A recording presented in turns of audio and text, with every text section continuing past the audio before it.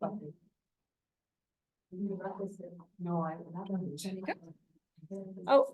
welcome everyone. Good point to start. Welcome all to the More Than Human SIG. Really happy to see such a nearly full room for such a emergent area in social work. We've got a really packed programme across the day of 6 speakers. I'm just a bit of introductions. I'm Heather Lynch. I am Senior Lecturer in Social Work at Glasgow Caledonian University, and I co-convene this group with my colleague Tina Wilson from UBC across the tenure divide. So we've focused on place, and as some of you know, have participated in the reading groups that we've had around thinking about place in relation to More Than Humans. So I'm not going to take up loads of time. I'm just going to give a little bit of orientation as to why we thought about thinking about place and space in relation to More Than Human social work.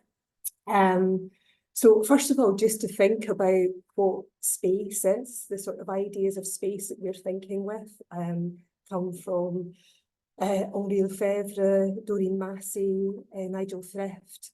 And for them, space isn't a measurement, space isn't a container for activity. Space is produced through relations. Space is produced through the interaction between people, materials, organic, inorganic materials, animals. So space is constantly moving, and it's a constant relational production. And that makes it really interesting from a More Than Human perspective, because if you think about space being produced through those interactions, it allows you to think about the ways in which the material and the non-human produces experience that affects both people and not people, these very crude categories. So it's a really interesting area to start to think about more than human relationships and what they create. And then I guess why is this relevant to social work? So I think without getting into the whole the deep realms of More Than Human social work is situated. Social work interventions take place in situations that are complex. Undertaking social work in a community garden, in a prison, in an interview room, in a person's home. Those are all entirely different productions that allow entirely different types of relationships to happen. Therefore, it's really important to think about the dynamics, the change, the what's happening within those different environments as being more than human experiences. So I think it's really important for social work to start to think about more than human, but thinking about it through a spatial lens allows you to perhaps hone in on those types of particular experiences and particular interactions. And that's what our presenters today will be sort of giving some insight from their research into how those ideas of space connect with what might be broadly considered social work practice. And I guess the other really important thing about thinking spatially is that space is always moving. So if space is a relational production, it's always moving, it's always shifting across time. Therefore, you have to think about histories and how the histories of the actors who are acting within space play out within those spaces. And that allows you to start to think about different cultural difference, social difference, and how that is brought in and through different spaces. So with that lens, that spatial lens, space is about relations, you sort of sneak in time there as well. So it's a really fruitful area to start to think maybe in a bit more complex ways about the sorts of relationships that you want to have and the sorts of changes that you might want to make or hope to make alongside people in their environments. So a little bit of orientation to our thinking. And yeah, I'm just looking forward to hearing about some sort of very vastly different experiences of space, social work and the more than human across the session this morning. So without further ado, sorry, Anna, put my glasses on or I won't read it. I know you as Julia. I'm not going to attempt to pronounce your second name because I'm going to get it wrong. Julia has been we've got some insight into your work through the reading group. You're working in prisons in Switzerland, so I'm really keen to hear this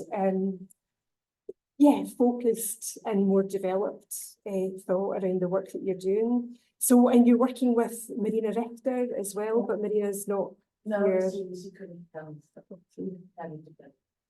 Okay. No, great, thank you so much. So I think you have to come up here and do a better job of not moving away from the camera than I have done, hopefully. Okay. Yeah, I can see you, Marina, you should be giving me. Do you know where the presentations are? So this is Verena, who works with me in Glasgow.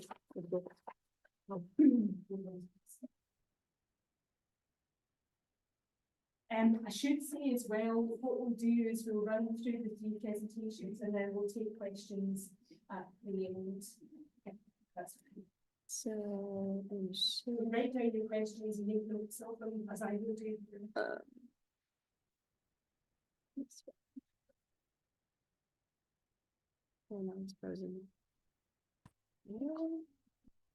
Okay, thank you very much. Thank you for introducing words, Heather. It really put the ground on, so I'm happy that you did it. So put the ground a bit on what I would talk about.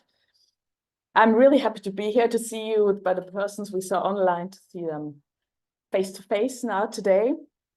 I have to admit, I got a bit nervous this morning when I realized that my talk is too long for 30 minutes, so I have to spontaneously shorten it. And if it's not your mother tongue, it's a bit, so I will try to not get confused and but to be on time. That's why I have my little time counter here. So as introduced, I will talk about a current research project I do with a group of people. We named ourselves CRIMSO, Criminal Justice Social Work Research Group. We are based in Switzerland. Well, I will talk about a project we're doing on social work in carceral settings. And I put the work in, I don't know how it's called in English. Brackets, yes. Thank you, because we are interested in more large sense in what's the social in prison and who does the social. Is it only social work, or are there other professionals who do as well the social, and where is the social, and what contributes it? So that's why it's in brackets. So just a few words about our research group. It's not just the 2 of us, we're 5 persons. We're working bilingual in German and French, and we are interdisciplinary, so we are geographers, sociologists, and social workers. That explains also a little bit why Marina Richter, who's the project leader, she's geographer, and she introduced a bit this new materialism, post-humanist perspective, and she said it would be cool to try this on the setting of prisons. And then we were very happy when we saw that in social work also since several years. There's been a debate about post-humanism and so on. So I'm happy to bring these 2 things together here. We did last year, we finished the exploratory phase of the project, so it's 4 years. And now we are just preparing the second phase that will be that will allow us to deepen and to widen the focus, so to deepen to more intense in time. And until now, the focus was really on social workers, and then we will widen it up to the whole prison staff and the incarcerated people to know their thoughts and views and vision and feelings about the prison. The aim of my talk today is on the one hand to give you a little insight in what we found in our data with, or how we got our data with our perspective and what we found, and also to share some thoughts about what we think, what it brought in our thinking to approach prisons with this post-humanist materialist perspective. It's no, what do I have to do? Not sure this one works, but just restart.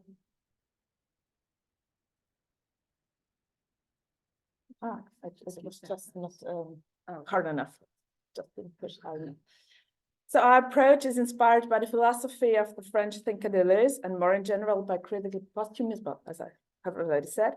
The debates that have emerged since Deleuze, mostly in co-authorship with Félix Guattari, developed his way of conceiving the world, have been vivid, and there is a large production of inspiring texts to read and to struggle with as well. But to keep with a concise focus in this presentation, I will only refer to Deleuze and not to the whole literature and philosophy we were inspired by. So Deleuzian philosophy breaks in many ways with what we could call a traditional way of conceiving the world, so the ontology, and therefore also has important methodological implications, so the epistemology. So in fact, we'll see that we cannot distinguish ontology from epistemology, as both are intrinsically linked and should rather be thought of as an anti-epistemology, as Karen Barad put it, as some of you might know.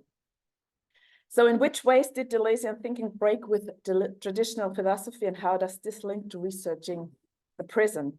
The major shift is towards a thinking of immanence and or becoming. So while traditional philosophy and most social science theories based upon conceive of the social work as something that is, or that has to be discovered, or that has any sense, Deleuze proposes the idea of immanence, and this means that nothing exists in itself, but always has the potential to become out of the entanglement with other things. So I will concentrate on three elements, or on three conceptual notions that derive from the notion of becoming. So the first is the rhizome. So social structure is replaced in the thinking by the model of the rhizome. And replacing structure, or by doing so, this has several implications. I will mention two. So the first one is it opens the understanding of a topic, situation, or problem from something clearly delimited to more fluid conceptions and towards less clear-cut distinctions. So we will illustrate this, we wrote it together. So this with the notion of the inside and the outside of the prison. So which at first sight seems to be very clear concepts, inside the prison, outside, but we will see that this is not so clear sometimes if we think in a different way. So, and it points towards the entanglement of things, humans, non-humans, ideas, etc. So we will illustrate how different elements, humans as well as non-humans, mutually affect each other and let situations emerge. So that was also already mentioned by Heather. So this emerging of things and non-humans and humans.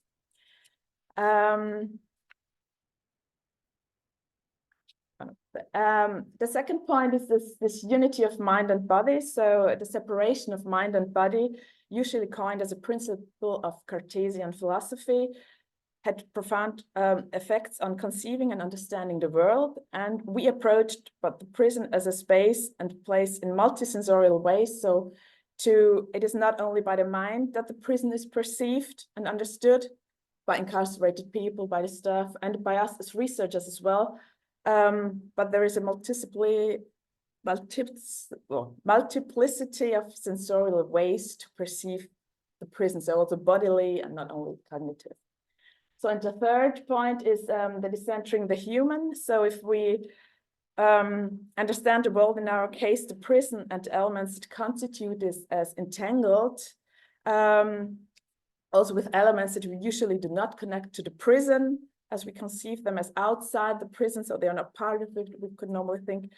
But if we include this, then it becomes clear that we also need to descend to the human. And it is not humans alone that make up what the prison is about. It is humans entangled with walls, fences, spaces, places, rules, etc.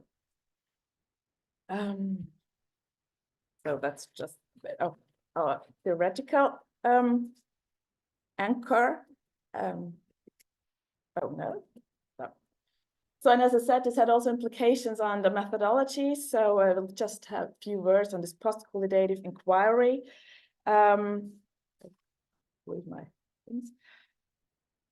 Oh my God. So coming back to the statement of Deleuze that is, or Barat is onto epistemological terms. We also have to we'll also have to show you a bit what this meant for us on a methodological way or epistemological way. There are inspiring writings on post-qualitative methodologies from Elizabeth St. Pierre and Carol Taylor. Well, you know, as you're and while they rightly criticized that the Deleuzian or post-humanist inspired research cannot just stick to qualitative methodology, so it's not just the qualitative, but you also have to go beyond the human as the sole way of approaching the research topics and but we also have to state that that we should not forget about the qualitative methods, but there's another way of embedding it in what we see and what we do. So we therefore developed a methodological approach that uses qualitative methods while taking into account this post-humanist thinking. So this means that we conduct, well, we do observations, mostly shadowings, we do interviews, we collect documents, and use visual methods such as mapping to grasp the spatial and material experiences of people in a multisensory way. So but these methods, but this means for us that we blur the divide between the researcher and participant and aim to having an active role in the prison, but by organizing workshops, participating in leisure activities, and the notes from observations and participations focus less on the content, what is said and what is done, but also include the feeling and the atmosphere and the material and immaterial things that are appearing and disappearing. And so our notes always include ourselves as well. So in a particular way, how we are affected and what is our experiences, so we don't try to separate our effects and emotions from it, but really to make use of it in our data and in our analysis. So we explicitly use our affectation to approach the field. And finally, also we operate with a method toolkit. So we have these qualitative methods that we use, but we don't have this plan, we stick to it, but we really try to have these tools we have and then to really adapt to the emerging situations that come in also from the entanglement from us as researchers in the field. So before going to the data, I will briefly say something about social work in Swiss prisons, as this is very different from country to country, and maybe to allow you to understand better what I'm talking about and to compare it maybe with the experience or what you know about prisons in your field of criminal justice and the penal system. So basically social work, or the place of social work, is defined in the law in two articles of the Swiss Criminal Code, well, directly or indirectly. So the first one is that Article 75 says that execution of sentences must encourage an improvement in the social behavior of the prison inmates. Well, that's not my translation, that's the official Swiss translation. And in particular, their ability to live their lives without offending again. So their social work sees a role for this social behavior and this training and everything, but it's not only social work, but the whole prison staff is involved in this mission. And the other one, Article 96, says that the cantons, so it's every canton, so state has to organize its prisons based on the federal law, but the cantons, they shall guarantee the provision of social assistance, so social assistance in terms of counseling, advice, support, or whatever they need during the time in prison. So, and that's also where that's really the core mission of how social work, above all in French-speaking Switzerland, base their right to be in prison on.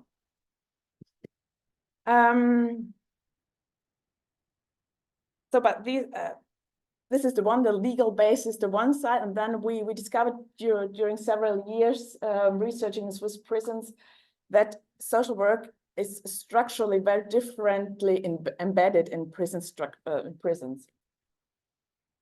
And so we realized that on the one hand, we saw that on the one hand, there are this, what we call centralized, no, not we called it in an interview, a person put it like that.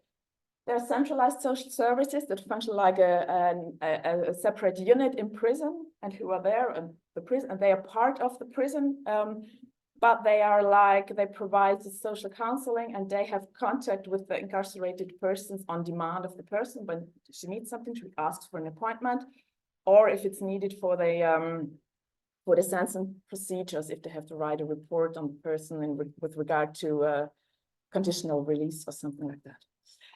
And there is this other model of an integrated social service where social workers are integrated in the living units, also the groups of incarcerated people, where they have the offices in these groups, where they do their paperwork, and they participate like in everyday activities, meals, leisure time, etc. And they also do security tasks like opening and closing the cells. So they have very close contact in this model. So, and you will see now this is very structure based. So that's how up to now we conceived of social work in Swiss prisons. So they are on this place in the hierarchy of the prison. They do that. They have those responsibilities. And so our approaching prisons differently helped us to also get away of this structure, but to see it in a different way. And that's what I found very interesting, to not think of how they are put in the structures and so on, but to see it more largely, also inside, outside prison. Maybe before really going to this, I would just say a few words, because I did the research in a so-called, we named it open prison. I don't know if you have something like that in your countries as well. Switzerland, you have the closed ones, also the high security, but then there are the open prisons where, well, they are still prisons, but they have a lot less of fences and constraints. Normally people, the only part of the prison is with a fence around it, and all the where they have to work during the day, that's not fenced normally, so they go outside and inside, and they have a lot of unaccompanied, I don't know how you call it in Europe, but the translation I found in the criminal code is unaccompanied release on temporary license, where they have the right to go for 48 hours out of prison and come back. And also inside the prison, they have a lot of liberties too, but it's only for people who don't have risk to escape from the system. So that's also very special to understand, I think. So I will now present two examples of how we developed, so inspired by this Deleuzian thinking, so place-based and rhizomatic perspectives in our material. And wait, I have to. So I did a little painting here. I don't know if you see it very well, but that's our mapping, and I often find it more, I have more access to painting myself. Sorry, I have to move a little bit here. So what you see, this is like this black are the buildings of the prison, and the red one is this defense part of the security where you can close doors and open it. So there's a little part outside, and the green one, they are the working areas, like working with wood, occupation therapy, also for those who are not able to really work. Another word, joinery, I don't know if it's working with wood, like doing a little thing. So, and machine there, because they have a farm, that's there. And so here they're repairing the machines and everything. Here we have a garden center and horticulture. So it's really a waste area around the prison where they work, where they move. They're part of the prison, and the fenced part is only this one. So maybe in Switzerland, incarcerated people are forced to work. They So and what here it's even more red. So this is like an intense support board that's that people can be there for a certain time if they are not fit to deal with this open space here, because people can move around until 10 o'clock in the evening here in this area if they want. And here itself, and here's the health service. They are inside this fence part, and here's the security and care unit, the yellow one. So they are at they can be approached from incarcerated people from inside. So in the social service, it's here. They are here in this part, so they are outside the fenced inner part, so the social service offices. And once a normal incarcerated person have to get an appointment, they get in a letter in the mailboxes, they check it up here, when they have the appointment, then they can come to the certain time to the social service, to social workers. And once a week for 1 or 2 hours, this door is open so people can move freely from inside to the social work offices. And social workers, yeah, I said the offices are outside the fence part, and if they move, that I realize they don't move much inside the fence part. If they need something of a person, if they want spontaneously in contact, they go to the workplaces. But they avoid going in there to the cells or to this semi-public space here, the court, where people can move around, because they say it's like the intimate places of the incarcerated people, so they stay outside of it. So I found this very interesting to see, also to see where do people move and where do they not move. Like health service, it's inside, the school is inside, so the teacher, and they move around there, and the security guards, but social work mostly stays outside only if an emergency or something. So the places where they are rather outside, or in a partly outside, because it's well, this is the real inside of the prison, and then you have the outside that's still prison, and then you have further away and outside, but still under the prison rules, and then you have the real outside when you're out of the system. So that was very interesting for us to discover that there are different gradations and levels of inside and outside, and not just the prison walls are the inside outside. So, and they have also a lot of leisure activities. He's not a social worker properly, but I counted him as a social worker. He does a lot of to learn, or to make people experiencing good use of free time. So they go outside, so he's there normally, and then he goes out with them to the soccer field. They do bike tours. They go by car to museum, to swimming pool, to mountain hiking, and a lot of things like that, several times a week, and also on weekends. So he also goes outside with the persons. And then I thought, yeah, but social workers are only here, but they don't ignore completely this inner part.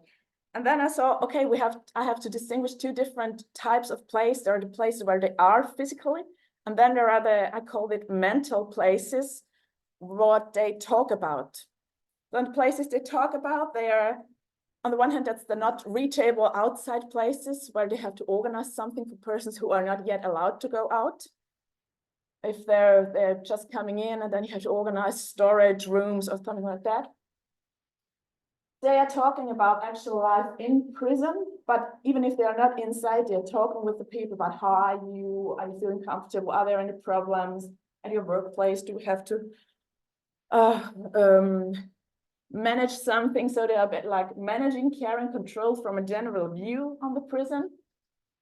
And then the outside is place for reintegration. As I said, for the leisure time activities, they were going outside to be outside, and I try to do is these mental places. They are mostly outside with the persons. They are allowed to go like to learning programs where they're going alone, but train 2 hours to go to the learning program and going back. Or they have unaccompanied release, as I said, and normally they have to prepare this release before. They have to have a program, exactly what to do, when, with whom, and so on. And then you have to come back, and then they talk about how it was for them. Maybe I also have to say they're specialized on substitution programs for drug addiction. So often it's they talk about how did you deal with your addiction outside? Did you consume something or not, and so on. So they talk about these places that are outside, but they are not there physically. And what I tried to do here, prison is a high control room, and so control diminishes when they further away they are, and trust has to increase. So social workers are working a lot with trust in this context. And trust is the second, I just have to think, I have to say something else. No, I think, yeah, emphasize this trust, because that's the second point I want to show you what we saw. So one time I could go with this leisure time educator, how you call him, I did with him an activity. And we went on a nature walk. Well, that's in a mountain region. So there are the mountains, here are the mountains, here are the mountains. So went up high, halfway up the mountain, and we did a walk there in nature. And after some time, we came to a point where we could look down in the valley, to see the prison. And you might think this is the prison.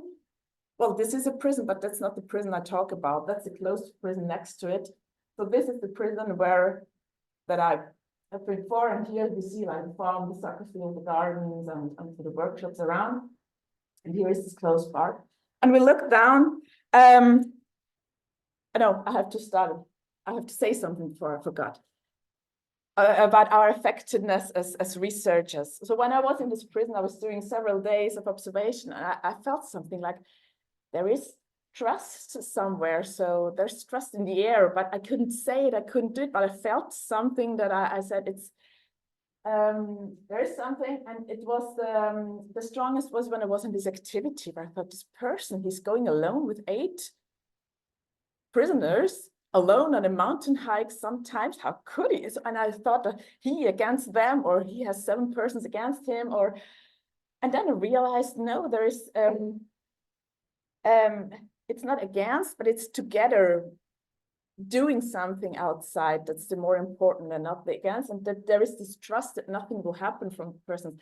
And we wanted to be able to describe it a little bit more and to go deeper in it, to communicate it as well. What is this trust that we feel, that is the atmosphere? And there are several theoretical concepts about atmospheres, and that they are not just what is between humans, but that all the space and things around influence the atmosphere that emerges of a situation. And so there we were on this walk, and we looked down on this prison, and then they started to joke about it. They did a comment, and then the educator said, are you getting homesick for prison? And then they started laughing and joking about it, and it was a impressive situation for me, how they were standing there. So this distance, the prison is down there, and we are up there together, shoulder by shoulder, looking down on it, allowed for sharing the same view on it. And so it's, for me, it was like a temporal alliance between the educated and incarcerated people. Even more by joking about it, they shared this, but looking at it, still awareness of the prison. So they were still aware of the prison and the rules that also count outside, but it allowed something else. So this natural environment around, you have to imagine there are the 3,000, 4,000 meter mountains around there. So this natural environment allows for stepping out of the prison hierarchies we are normally in, and that are really coined by control and mistrust, even if this is quite open. And not only by the staff, but also the incarcerated people. They don't trust the prison staff. But here in this situation, so this other place makes it possible, and also this doing an activity together while talking. So walking and talking makes it possible to have other experiences. Yeah, I think it will fit. That also impact then the inside of the prison, where they still have, where just get back to this thing. And then the same day they normally do, after doing their activity outside, they go to this gas station shop to have refreshment and to share soft drinks and ice creams. it was not as dark, but it was summer evening when we were there, and I liked this picture. So if we went in there, everybody could choose something he would like to have, and then we stand outside there drinking and having a good moment together.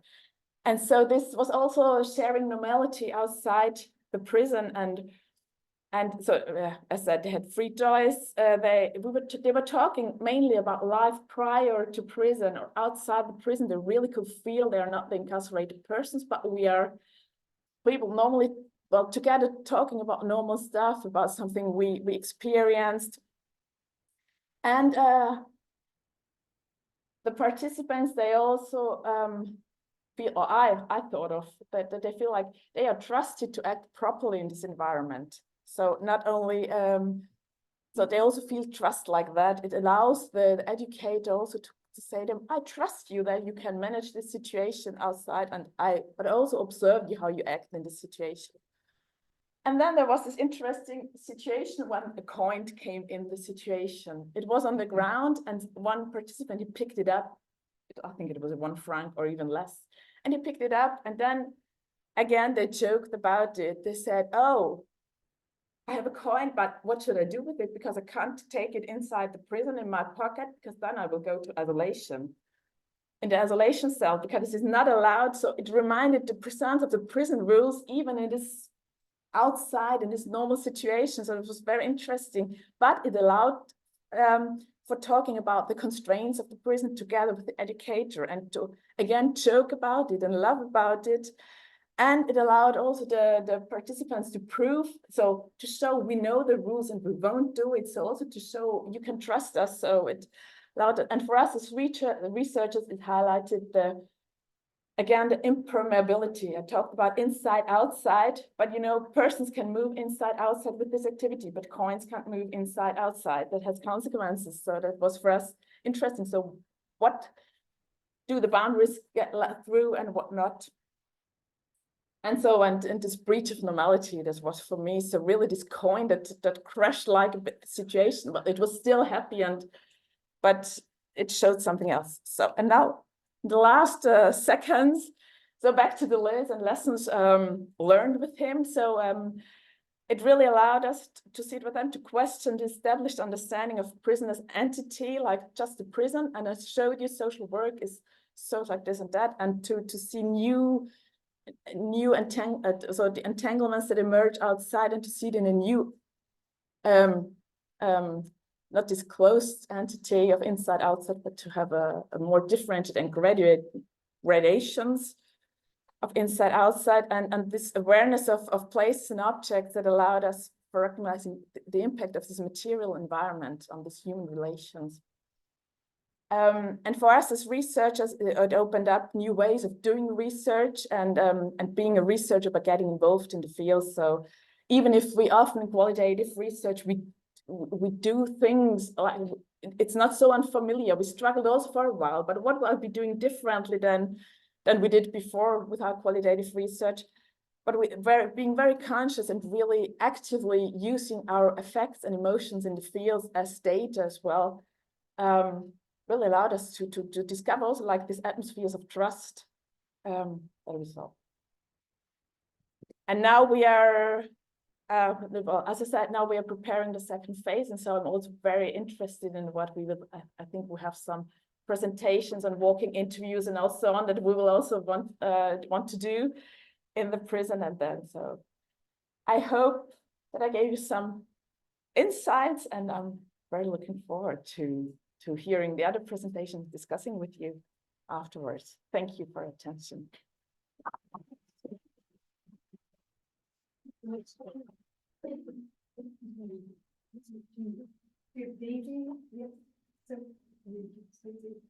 encourage you to I think the operation is when I ask for Julia, but we'll later. And Daisy has come from New Zealand. Yeah. And her, Yeah. I'll be Okay, I'll call out her. Yeah, just with this one. So I'm gonna put it on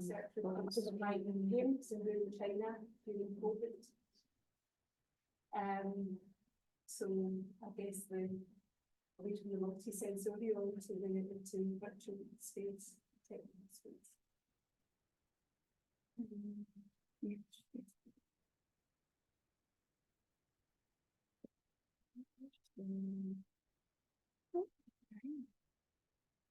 It might work. I'm not entirely sure. We can try.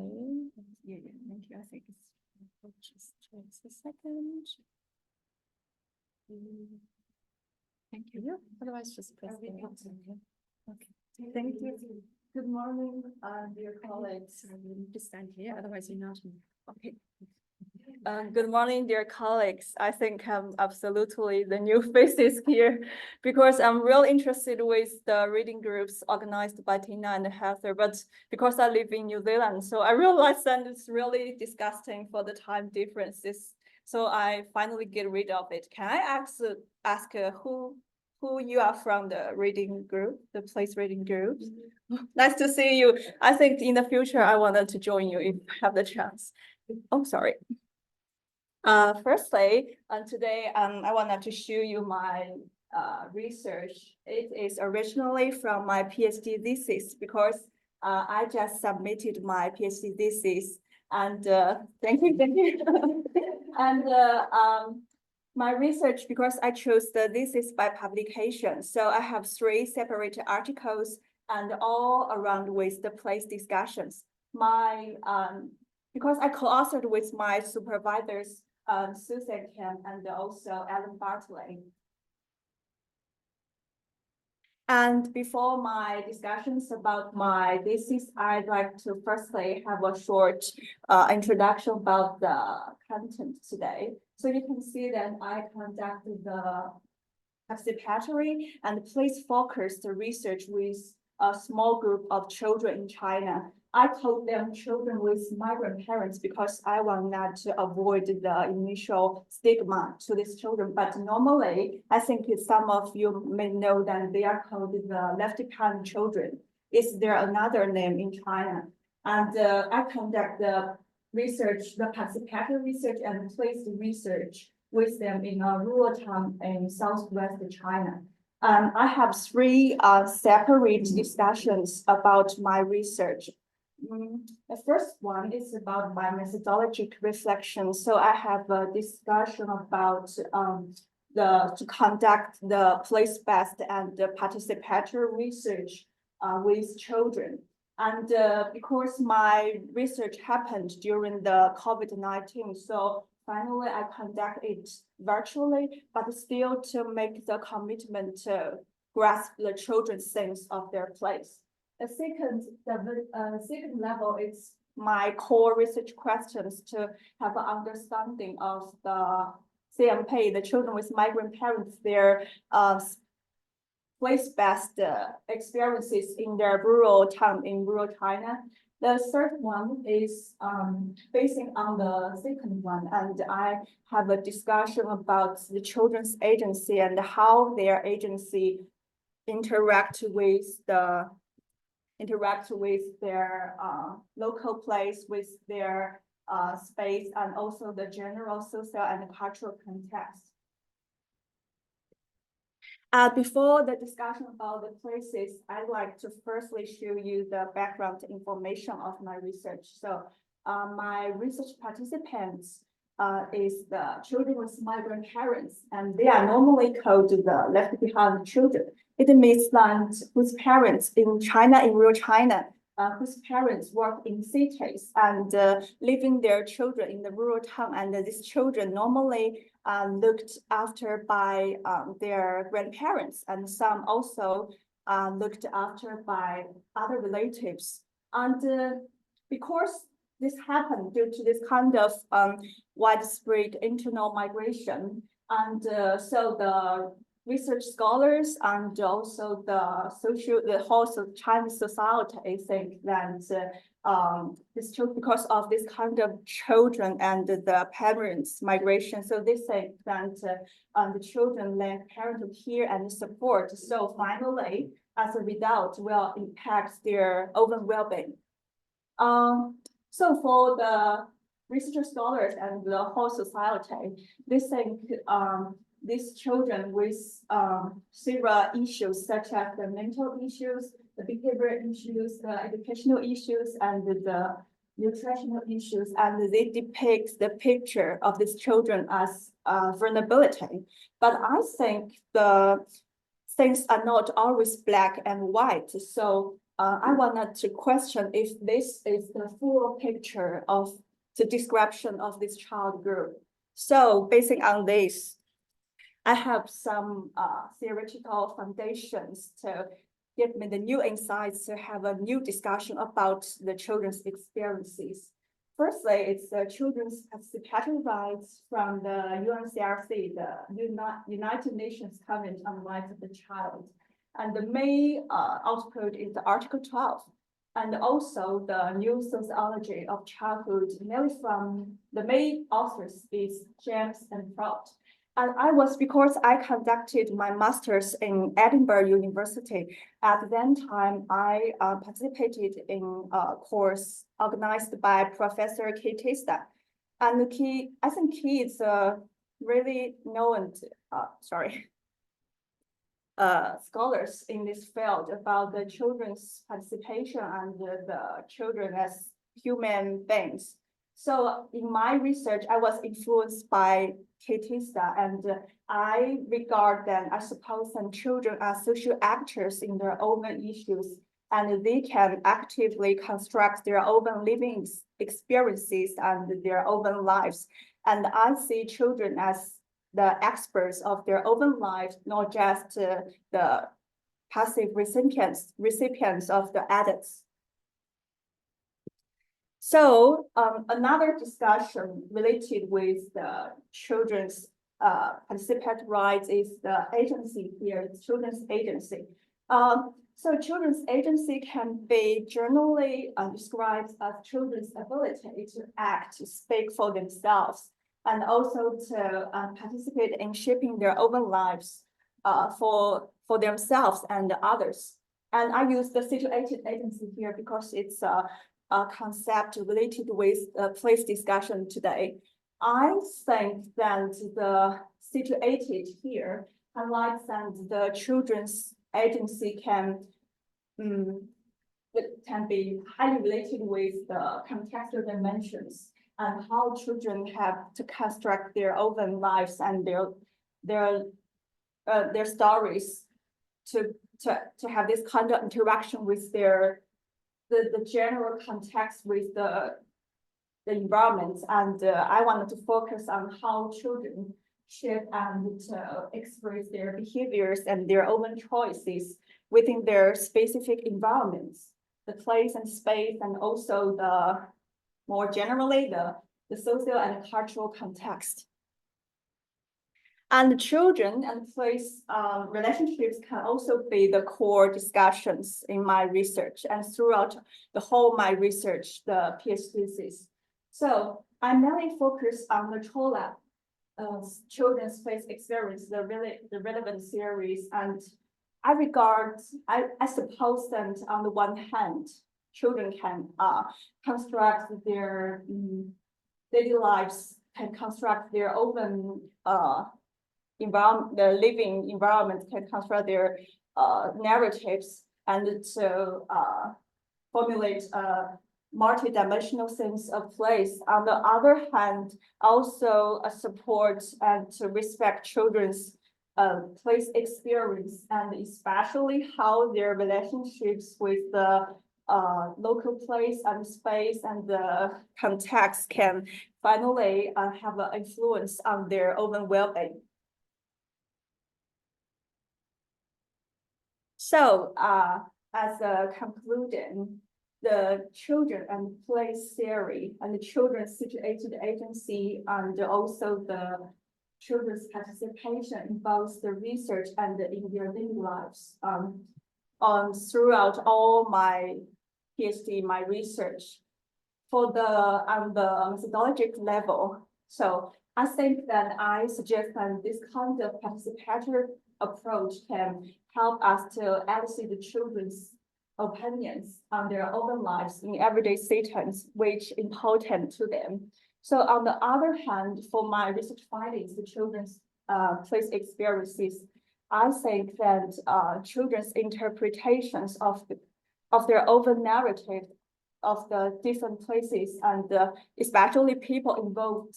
I think it's related with today's topic more than people, because I think place can also be very important in this kind of discussion, how they interact with this different relationship with both the place and people involved in this place, and how this relies and exercise their agency through the interactions with their situational environment. And this related with the situation agency discussion, this with the children's place-based experience discussion. This is about conduct the place-based research, this kind of in place-based research methodology. This one was in, oh, sorry. This was influenced by my PhD supervisor, Susan Kemp, because Susan is really interested with the place discussions. And finally, I was influenced by this kind of, but I'm really interested with this kind of discussion to have an integration with my master's knowledge and also my PhD's knowledge together. So finally, I decided to conduct the place focus and the child participatory research. However, because of the COVID-19, impact my data collection. So finally, I had to move my research online. I finally conduct it virtually, but still make the commitment to grasp the sense of children's place. And here is an overview of my research design, including 3 main topics: the recruitment and the rapport building and data collection. For the recruitment, I joined the third-party assistant because I conducted my master by research in the same town, in the same rural town, but different topics. So I invited the local NGO, the child-friendly space, help to have the initial outreach with the children. And the children who are interested with my topic can contact with me directly, because I send my participant script, the propaganda, which I have my personal information on it to them. And for the rapport building, because in the rural areas, that the rural people in China, they are not getting used to use the e-signatures to sign this kind of the ethical documents. So I finally decided to send them the research package with the printed information sheet, the SM form, and consent forms. And also I including some lovely snacks children are interested with. So I think it's useful. And during the data collection process, for example, I used the child research assistant approach. So I invited some children in the participants, and they helped me to organize the online meetings and also to use their child own language to ask other children not feel so nervous before between these different data collection process. And also about the data collection. You can see that originally I designed the photo voice in person, and I used the walking interviews for not the digital storytelling. I think one of our members here used the walking interview.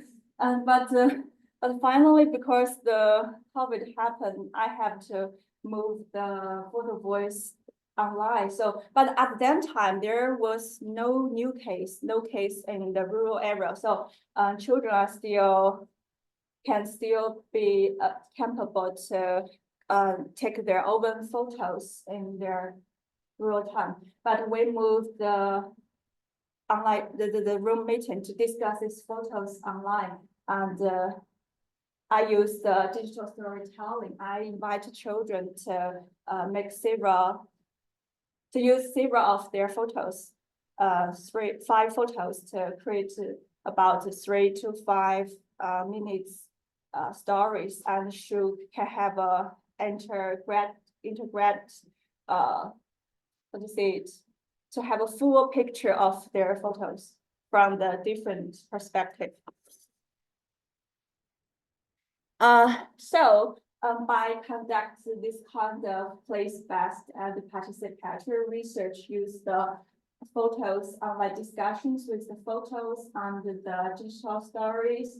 I have several research findings. I think this too cannot be strictly because research findings. It's more like the reflections about use this kind of new methodology. So I realized that this kind of virtual space enabled the researcher may and the participants engage in really flexible discussions, and they really negotiate shared understanding of things of place, because compared with the in-person, the traditional way, we will ask children to, just like this kind of room meetings, to share their discussions, to share their narratives. For children, I think can be so nervous because it reminds them of the school setting and also some settings with the adults authority. But for this kind of online place, the virtual space, children can choose where they are comfortable and they are like to join our discussions. So this helps to have children to be more flexible to share their place-based experiences. And this kind of digital media also can be a powerful lens and to help the children to be free to offer their immersive experiences that finally facilitate the participatory approach. And I think the highlight is my research findings. I'm really interested with children's photos. And children's pictures shows the main theme, it's about their hometown, their strong attachment to their home, and has the extension to their farmland and also the nature environment. Let's show the details about it. I have several themes about the children's photos. The first two, it's related with children's place-based experience. You can see from the children's pictures, this one is the farmland, and this is the cornfield children's photos related with. And we can see from children's photos and their farmland and also the cornfield are really a major part of children's photos. And through the children's narratives of their photos, we can make, because they live in rural town in rural China, so we can see from children's and their photos and how we can make and how their families busy on their farmland, how they help their families to manage their land. And also for these children, I think the land is here. It means their family is here, and also, and their home is here, just in this place and on this land. I'm really interested and let's see how we're happy children can give this kind of. The second one is at home in nature. I think Heather's topic is also about some nature environments. And you can see that this is children's photos about the nature environment, about their hometown. And we can see that because I mentioned that children, this group of children, left behind children live in rural areas. So their living environments is highly related with the nature environment. And from children's photos and their discussions and their digital stories, we can see how children contact with nature and they work it, play with it, and learn from the nature environment. And also share these photos here, they have a really strong attachment to and affection of their nature world. And we can see that nature is absolutely a key part of their living experiences. So the following three are related with my discussion about situated agency. And you can see the two pictures. This one is one boy cook for their families. You can guess what is this? I think it's really elegant. In fact, it's pork tongue. It's really delicious for Chinese people, the pork tongue. And this one is the girl showed how she helps her family to plant the cucumbers. And you see the cucumbers is really nice. And you can see from the children's photos that there are two settings, their family home and the family's land, where children most involved in family matters and where they are really come to make contributions to their family. And you can see that children's contribution to their family is just, for example, this kind of cooking and this kind of farming, and for the social and cultural context, because there is a old Chinese proverb said that children of poor families take on responsibilities earlier. And this, in some degree, I think, reflects the rural Chinese children's their reality, because they manage the family contract farmland and to help to maintain the household economy when their parents work away, and also they integrate in this kind of intergeneration family efforts. The second one is about my play and learning in nature. And children's photos show that they have fun in the nature, they play in nature, and also they learn through the contact with their nature environment. And this kind of contact attachment with nature help the children to have a deep understanding of the laws of nature, and this kind of attachment, contact also help children to shape their personal experiences and their sensory perceptions. Finally, it's my voice for nature, and you can see there is the rubbish in the middle, and children just think they are really, according to children's discussions and the children's stories, they are really eager to want to do something for their community in terms of such as the community conservation and also the development to help protect their community environments. However, they also realized at the same time, they also realized that as the child, they lack the voice for themselves. They are always overlooked by the adults. So they indicate that this kind of barriers related to the age. And they realize that the challenges in promoting community change, and think that the adults to how adults overlooks their voice. So as a concluding of my PhD research, I think I have to rethink about the picture at the beginning. I mentioned the vulnerability picture. I think through this kind of new insights, I have different ideas about the children's experiences. And the first one is how children stay behind to guard the position. They are not, as for at least in my research, these children, they are not left behind. They can stay behind to guard the position. And their photos and their stories show their show their relationships and how they how there is a strong attachment to their living places and their hometown, the safety, the belonging and the stability, and this kind of feelings they have with their local environment. Another is they can also engage in shaping their environments. They can take choices and they can make choices, take actions, and to help to make their community better. But at the same time, they realize that their child status. I wanted to know how to make the adults know they are not passive recipients. They can still have the power to do something for the community. So you can see that have this kind of exploitation from the place-based perspective. I have new insights just beyond the vulnerability. So I think my research on one hand, challenge is the common oversimplified categorization of the children as vulnerable, so this kind of place experiences.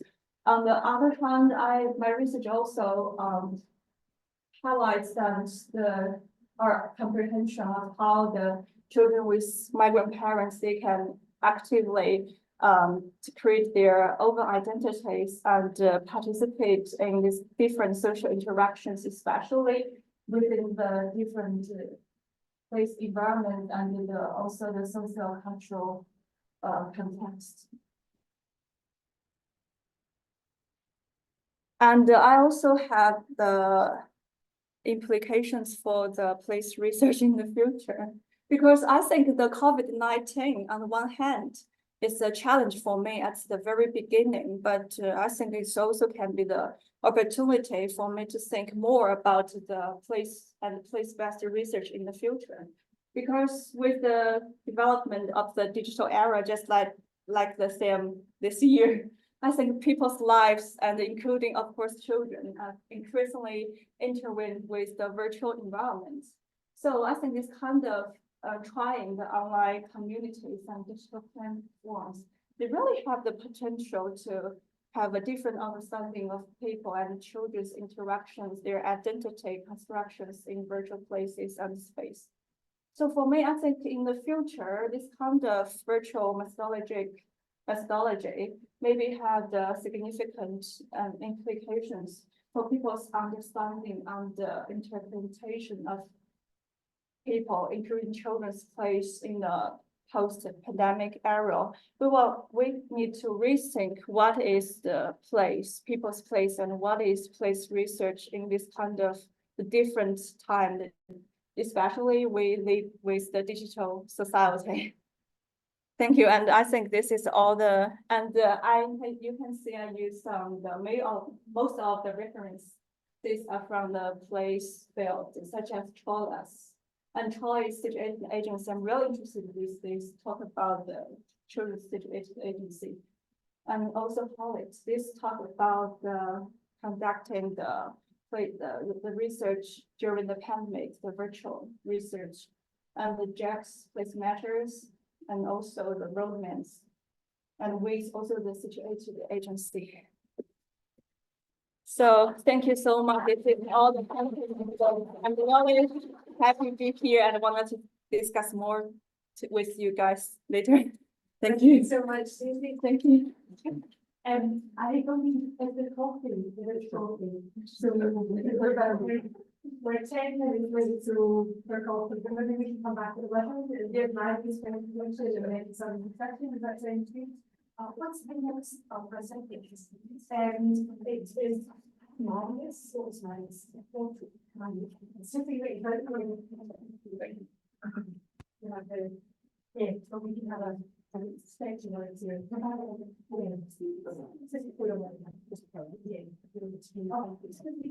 we having this representation of the wasn't that the last? The morning or the after?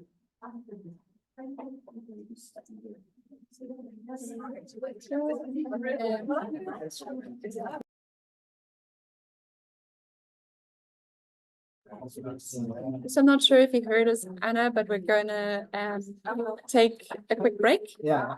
Just 5 minutes so people can get tea and coffee, and then we'll be right back.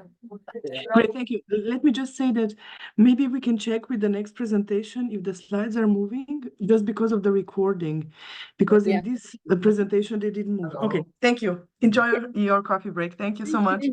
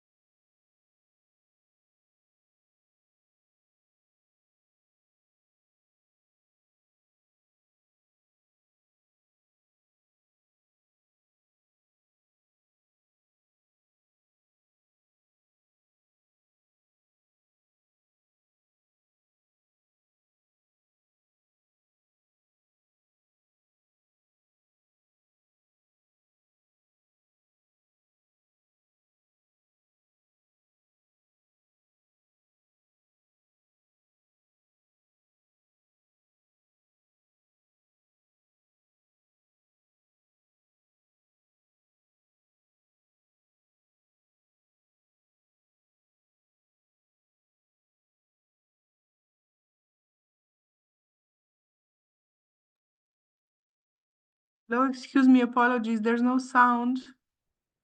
Sorry, there's no sound. I'm just, thank you. Now you Thank should you. hear me. Yes, thank you. Thank you so much. All Great, right. thank you. All right.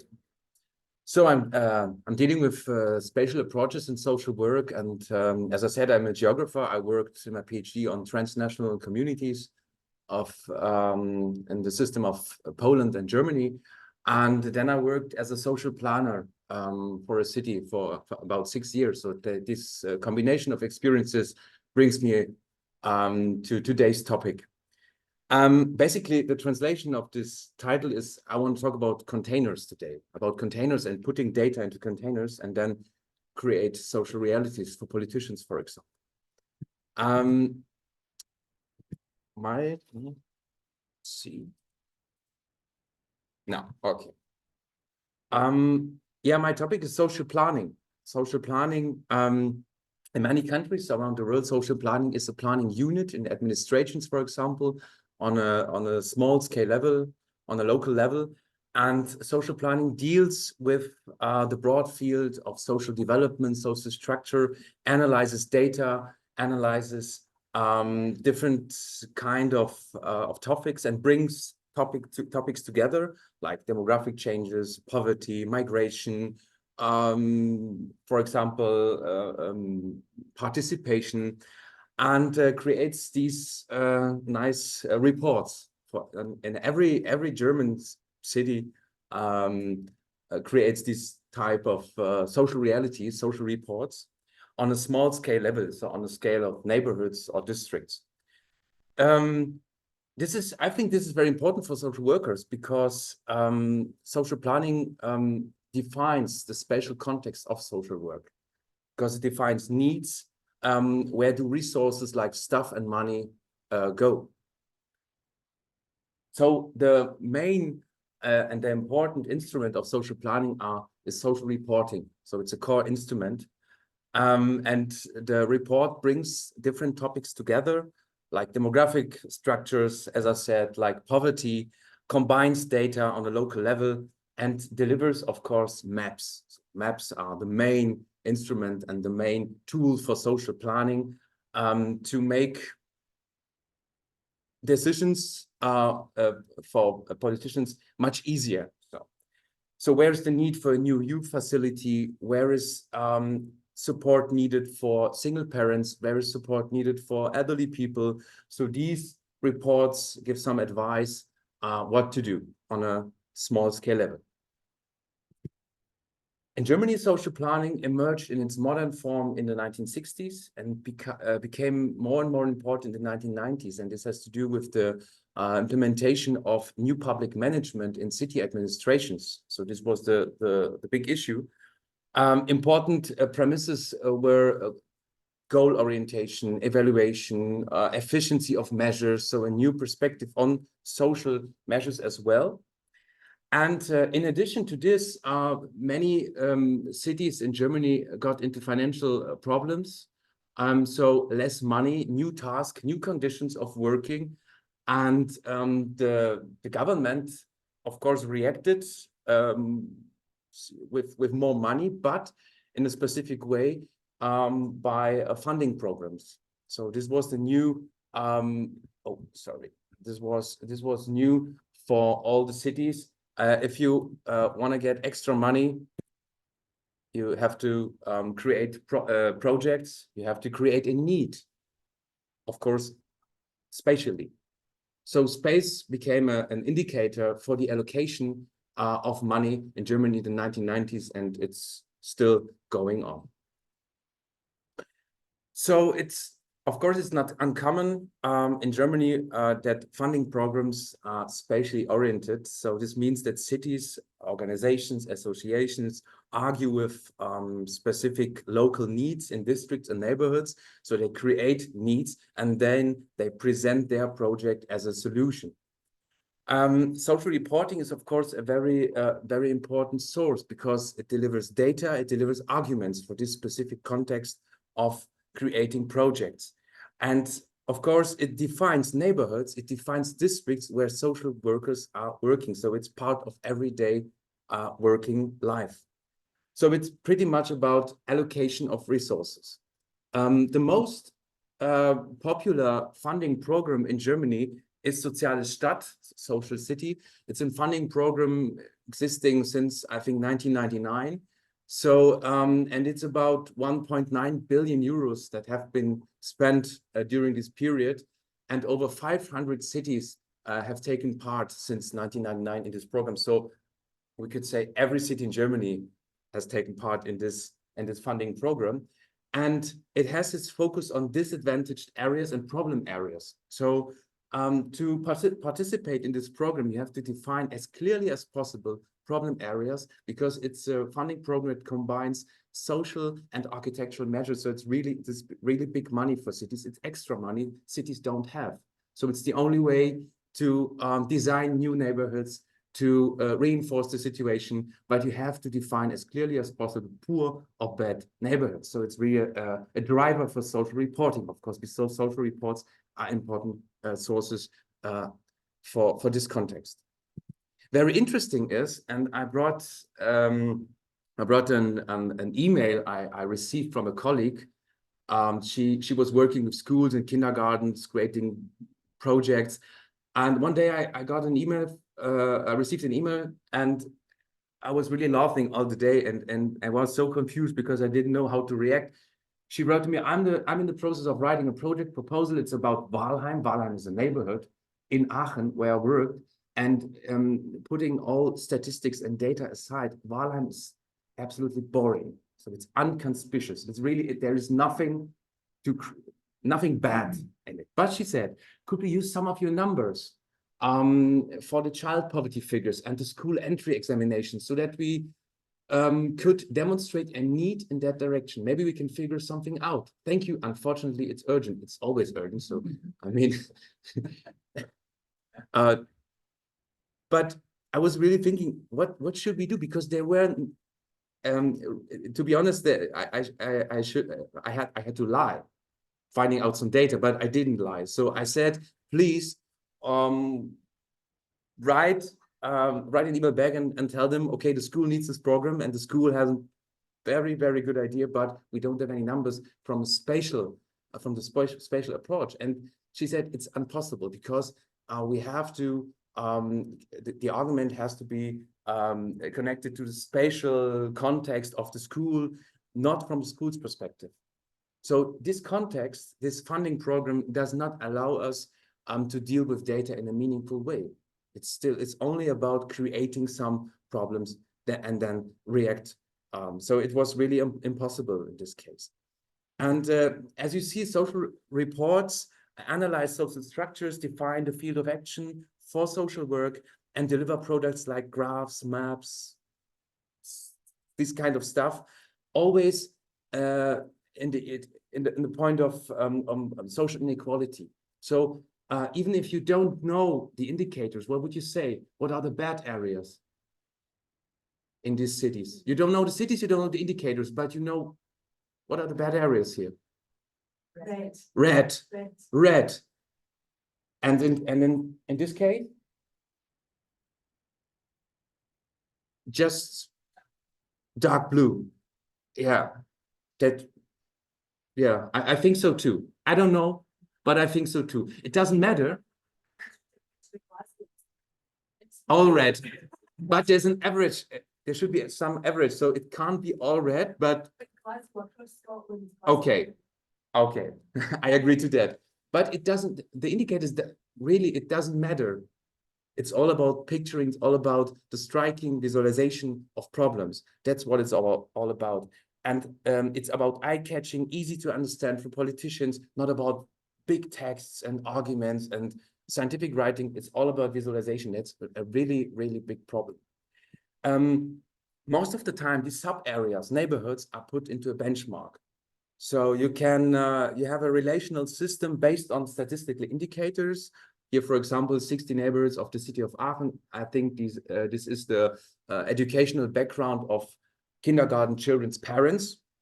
And you see, this is not only a benchmark of neighborhoods, it's a benchmark of needs. And then on top of this figure, you're able to get some extra money. And often it's not about 1 or 2 or 3 indicators. Often it's about methods like factor analysis, cluster analysis, so where indicators are put together to reduce complexity. So it's even more reducing the complexity. It's about reducing complexity. It's about reducing, of course, the broad topic of social affairs to, I think this is 60 neighborhoods in 9 core indicators. 9 core indicators like how many migrants, how many poor children, and so on. So really classy indicators. And here we have 5 clusters, and you know, the orange one, okay, these are bad areas where problems are concentrated. So these are types like clusters, they simplify the picture of social situation. Each area can be classified by putting each area to a cluster of 9 indicators. So in the complex living environments of people are reduced to a very, very small range of indicators. And transfer this to a map, the result is really easy to read.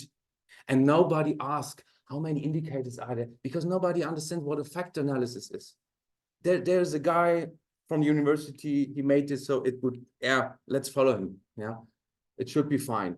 Cluster 1 to 5, cluster 5 is orange, resources.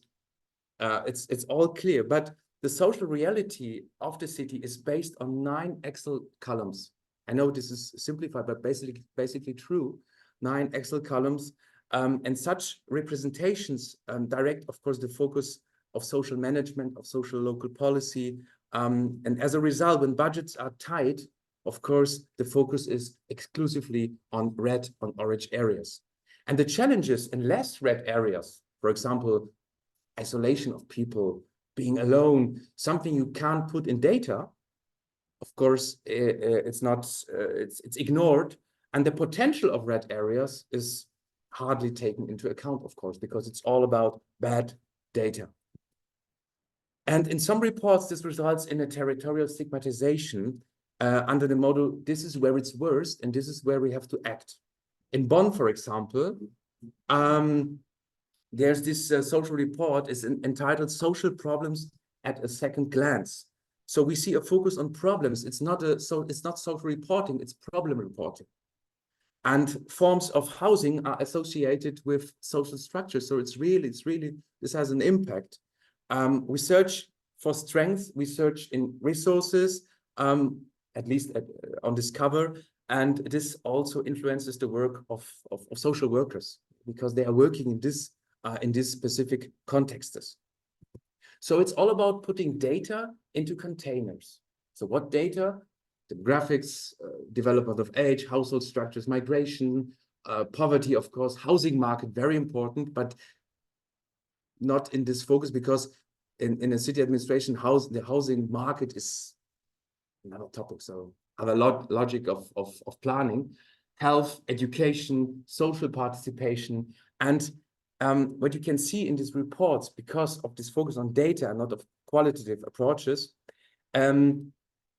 there's often people divided into 2 groups.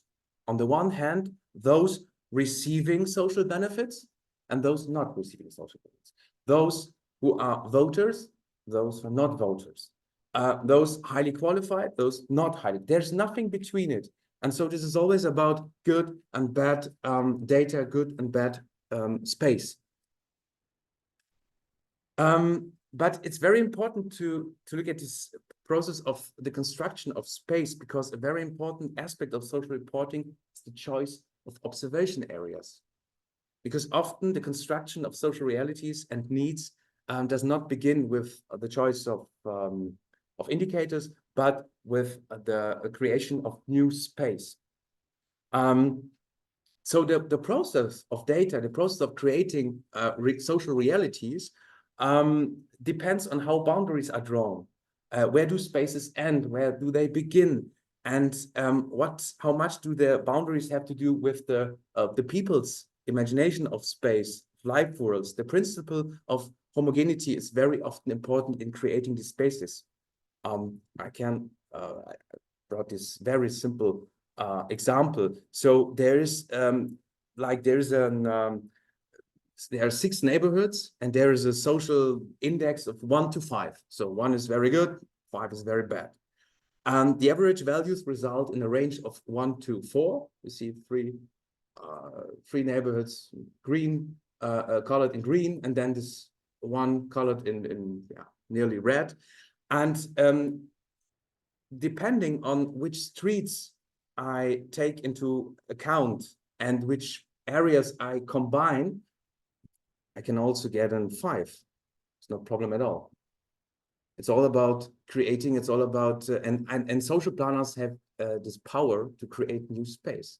And nobody asks about, okay, what is it representing? What are the conditions? Why are you putting these streets together? Because it's all about getting arguments for funding programs. And at the end, a new social reality is constructed. The new space called, I don't know, neighborhoods 1, 2, 4, and move the concentration of this kind of data. So we are actually, what we are doing, comparing these two pictures, we really we try to reduce diversity and mixture in favor of a problem focus. So we are creating more like islands of concentrated problems, clear to understand and to see. And of course, a qualitative view would be appropriate at this scale to ask questions like, what relationships are there between the spaces? So what are the resources in these spaces? And I think at least social planners must be aware of their power and reflect on this power they have. Just a very, very, very simple, but very simple example from Mülheim, North Rhine-Westphalia. It's more or less like Glasgow, it's always red. Mülheim, as a colleague of mine, he published this map. So it's really, it was in the local media. So it was really, it has some big impacts. And this is Mülheim. And you see there are, I think, 1, 2, 3, 5 focus areas, red. So this is the children poverty is shown here. And as you can see, the need for action is obvious, yeah? But if we focus only on this 4 or 5, 6 focus areas, we miss like 2/3 of every child classified as poor. Why is that? Because if we change the scale to the block level, you see a much more diverse Mülheim on the Ruhr, Mülheim at the Ruhr, the city, because now it's not that easy putting aisles of concentrated problems together and said, okay, let's act here. Now it's much more complicated. And the truth is that if we focus on these 4 or 5 areas, we reach like 6,000 children. So we're missing like 2/3 of them, of all children classified as poor. So it's really, even in a statistical point of view, it's a mistake doing this. So the main goal in these cases is analyzing social structures, analyzing processes in terms of space with aim of localizing problems and make them manageable. And this leads to a strong datification and territorialization of social issues. This leads to the fact that there's more like problem reporting instead of social reporting.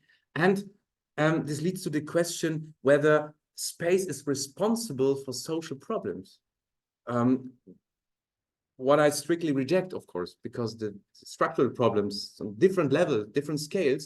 But if you have these aisles, you can say, okay, let's act here. Here are the problems. And of course, this leads to abstraction and homogenization of social issues. People like elderly people, poor people are summarized to poor or bad neighborhoods. So it's not about the people, it's all about space. And I think this is not our perspective from social work. So this is really important. A crucial point is visualization. Maps are very popular in this context. I'm, as a geographer, of course, this is my favorite topic here, because they are compact, they are striking, and they are powerful because they direct my attention and they add meaning and symbolism to the space by putting like, and you know, this is green, red, and there are these little spots. These are kindergartens. This is the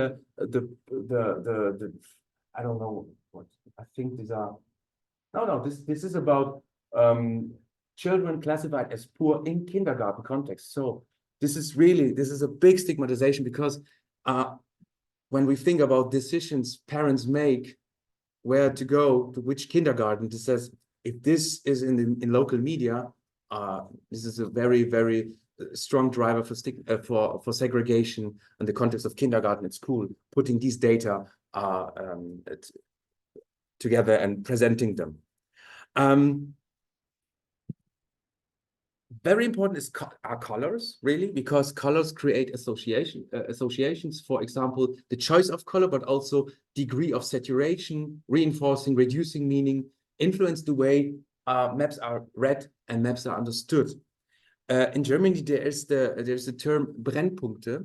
It's like hotspot, but brennen means to burn, and I think I hate that term, because I don't know what is burning. There's nothing about to burn in these neighborhoods, but of course it's association. So it's a danger, it's fire, it's a problem. We have to act, we have to put money there, and extra money and more money, and make the people dependent from social assistance, putting these programs and not regarding the resources in this context. Of course, poor children are not better off depending on whether they are colored in, I don't know, in red or green, but it's about dealing with data in a reflective way, in a sensitive way. That's what it's all about. Speaking of the focus on so-called problematic areas, this also leads to a specific form and logic of planning processes. First of all, of course, it's logical to focus on problem areas, putting extra money there. It's absolutely right. Trying to improve the situation, they're trying to strengthen the social infrastructure. But on the other hand, as Schuster comments here, a broader look would be appropriate.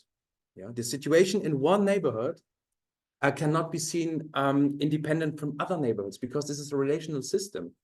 And if all the housing markets here are like closed, so you can't move really, you have to live here because this is the only place you can afford, then it has to do with all the neighborhoods, because we should open these neighborhoods to other people. Yeah, building new flats, new apartments, new houses, affordable houses. So it is a relational system. And Schuster says the voluntary segregation of affluent city dwellers is only rarely related to this, nor it's analyzed and problematized as a dynamic relational process. So there's always two types of segregation, but we just look at the segregation in these red areas, the problematic areas. And this one-sided focus, of course, has consequences for the image of areas, because media reports picks up results of social reporting, putting data out of context and without any extra information, and so it contributes to a territorial stigmatization. Like here, putting images, and like these houses, there's always poor people, always problems. So this is the rural area in North Rhine-Westphalia. You see in the south much more green, and the north much more red. So it's always very, very clear to understand and add some strategies to this. So what does this mean for social planning? I don't want to dismantle social planning. We need social planning because we have to choose space, and we have to select space, and we have to allocate resources, especially when the budget is very, less money. You have to think where to put it.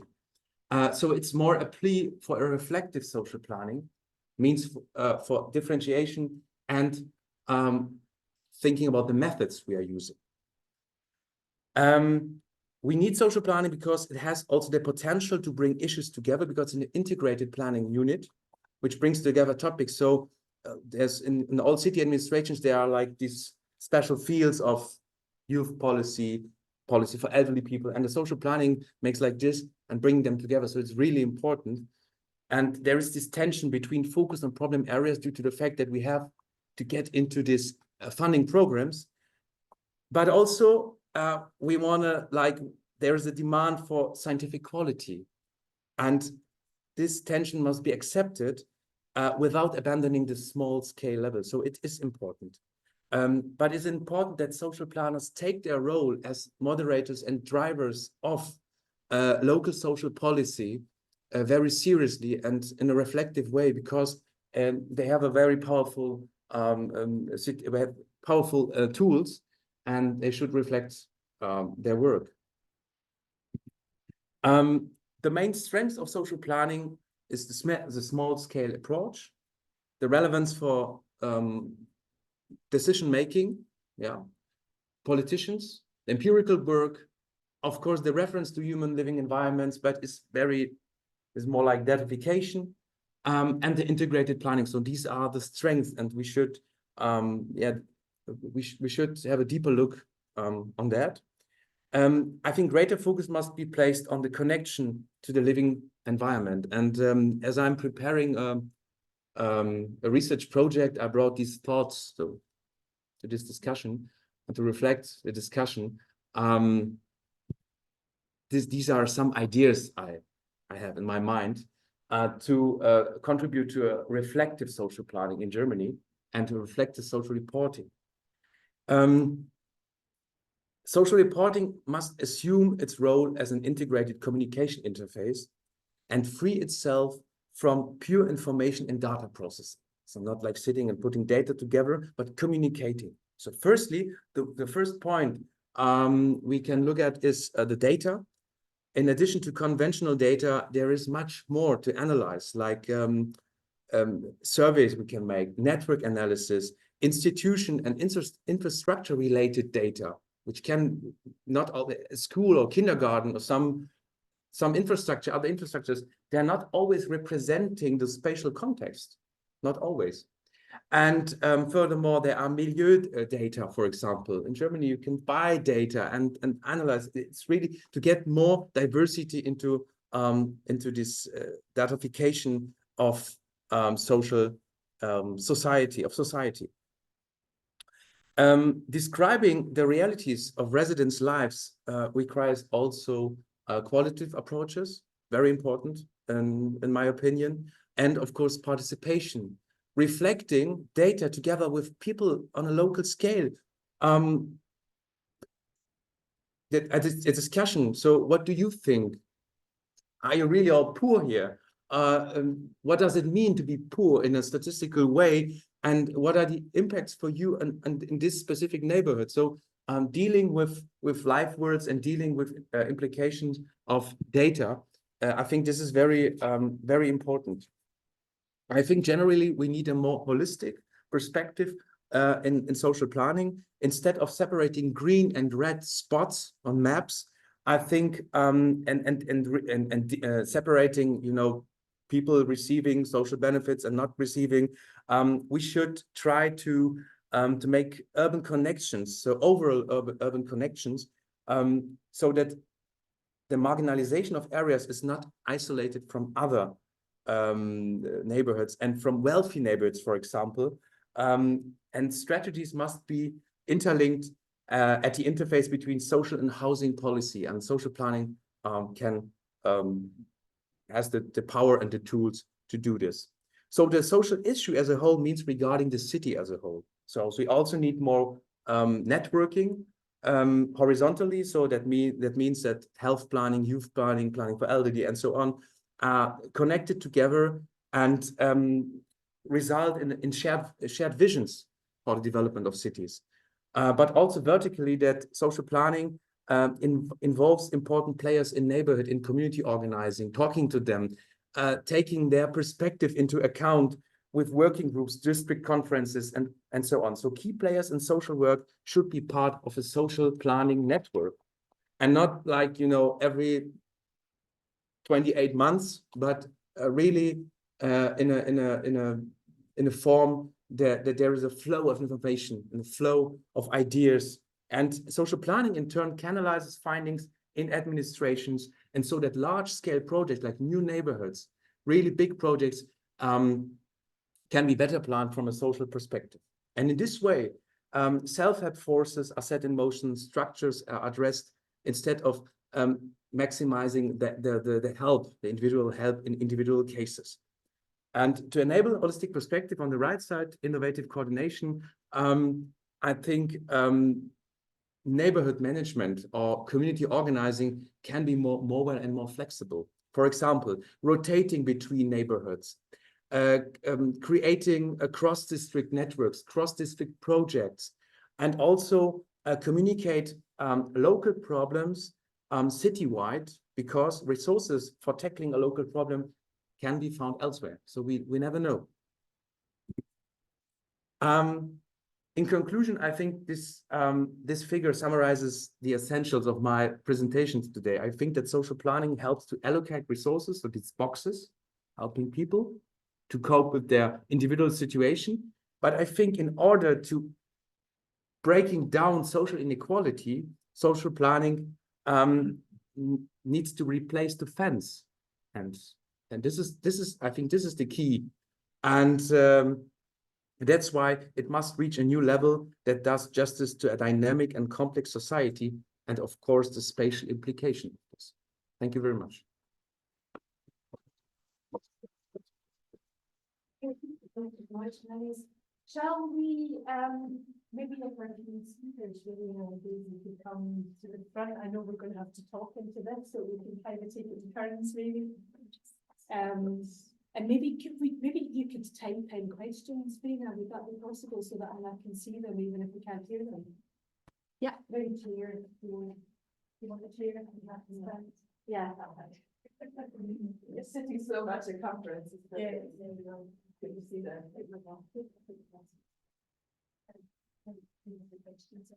Oh, they're out here.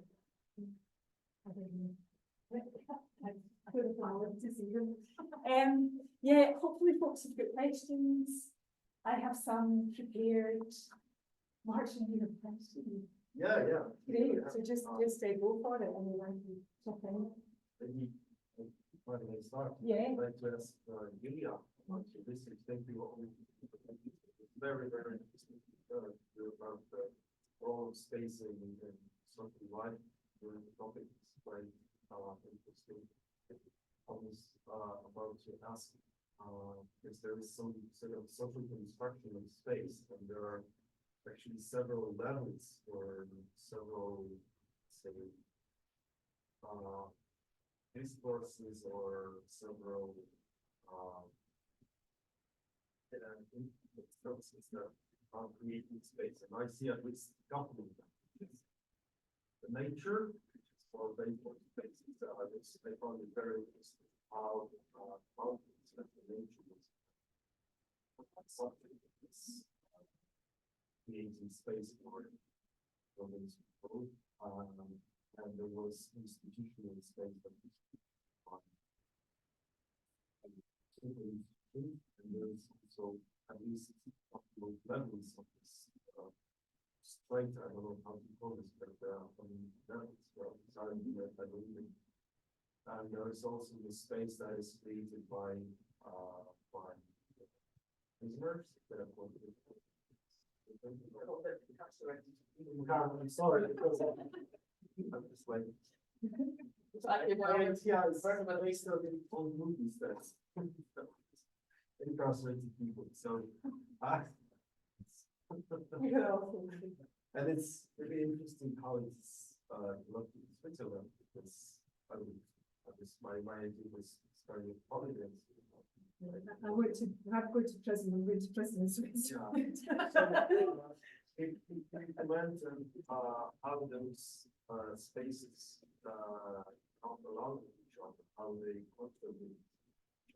This, I see that probably the incarcerated people freedom to resistance, Because if you have space which is not actually very much structured by institutions, then you have a freedom.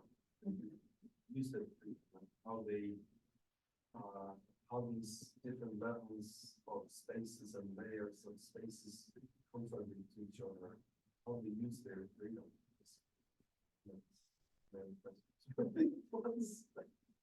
I try to find to connect to your question. Can you stand here? Sorry. Yeah, I just wrote up a question. Okay, well, I'll try to connect to your question. I think it's what I call the different layers of inside outsidedness, not just one inside and one outside, but different things. And they, well, I think the idea behind it is not to destroy. Well, that's a bit prison research, that prison normally destroys a lot of people's. It's not just punishing for the thing they have done, but it's really destroying the whole life. And so this open setting is also meant to not destroy everything, but for example, their agency to make use of the space inside the prison. I don't know, it's a rather small prison. That's maybe also important. It's just 100 people there. And I think that makes a difference. And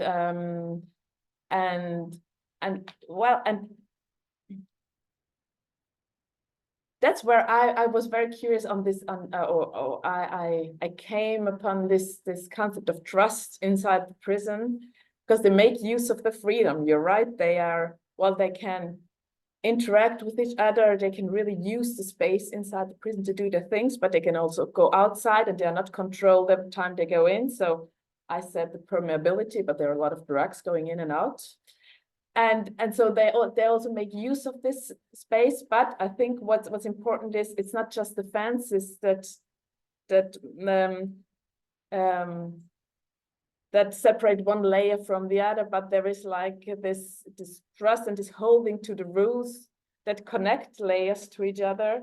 Because we know if you breach the rules, then maybe you have some spaces, you lose some space or some freedom you had. Does it make sense? And for the mountains, that was really interesting. And I think that's, you say it's like holidays, but I think, yeah, I think sometimes as well, the Swiss prisons are a bit holiday, but I think it's really this idea to have experiences during the sentence that bring you to live your life differently afterwards. And then you can't do that inside the prison, because the prison is an artificial space where you can't make experiences, or you can make experience, but I think it's more powerful outside when they do like these mountain hikes and they say, I've never done this before. And the time in prison allowed me to experience things in the community, in the space around prison, that brings me to, oh, wow, I can do other things then in my life as well. So I think that's how it comes together. And then how they contradict. Well, it's still the, well,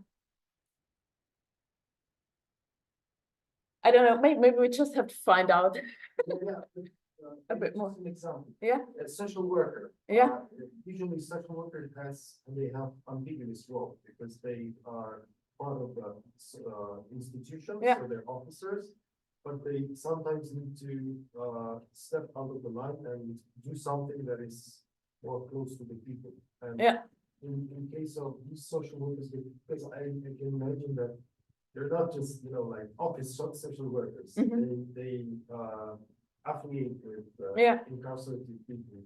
Are there any, like ambiguity in their role, because they're part of some sort of community on the one hand, prison community, incarceration Yeah. community, and institution. So there are some ambiguities in their role. Or you were focusing on space probably more than the Yeah, because in Switzerland they are quite clear part of the system. Oh. And,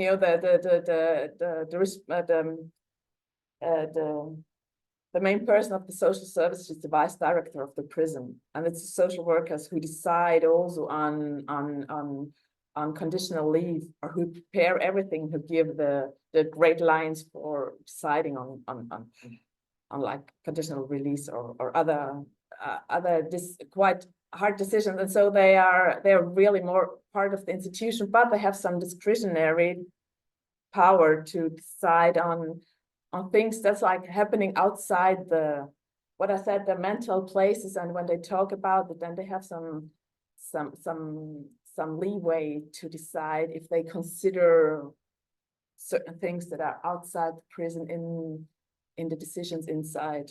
For example, if somebody takes drugs during this unaccompanied release, they can say, yeah, normally this would be a sanction that they are not allowed to go out for 2 months, but they can play with it, because if they think it's important to go out and that's not the main issue, then they can say, well, it will have no consequence on it. So they can, but also prioritize like the power of each space, because normally it's the prison inside and the rules that are inside, but if they think it's more important, then they can say, but to be outside is more important than the rules in this case, but up to a certain level. Clearly. Cedar, I'd like to ask a question to Daisy. Thank you very much. This is fascinating. In the university, the fact that these children are communicating with you through virtual technology and doing this, I assume you're also communicating with their parents, if they could. And to what extent the parents feature in their lives? And parents have gone to a city or a different town. Was that coming into the children's process for who they are? Obviously, they've got the situated agency in the nature, they're very part of, rural. But are they also situated themselves in relationship with their parents? Are they even thinking that one day they may have to go elsewhere in order to earn money for them? So beyond this world.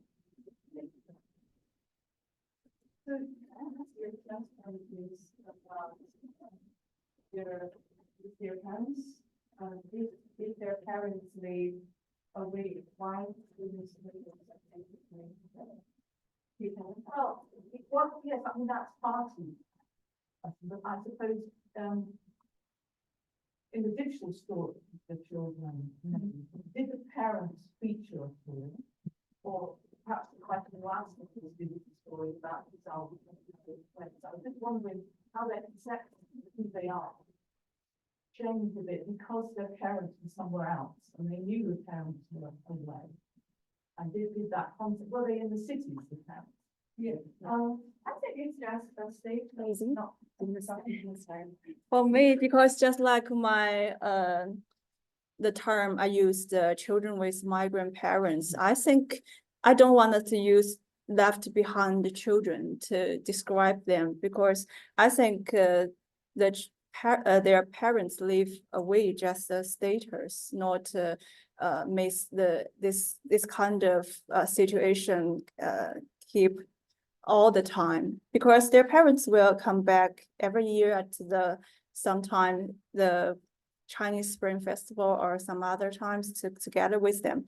I wanted to express to the audience that they are here and with their homeland, also their grandparents here, because in China, the children looked after by other relatives, such as the grandparents, is really normal.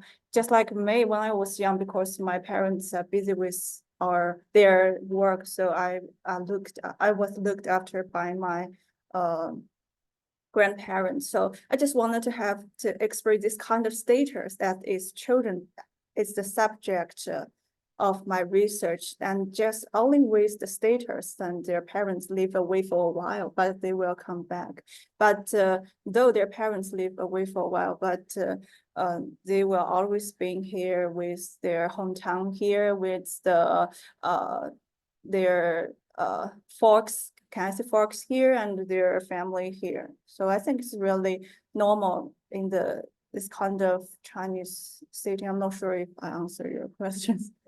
Thank you. Yeah, it's very interesting to try and understand the details. It's really normal in the Chinese culture. Yeah. Thank you. The big family city.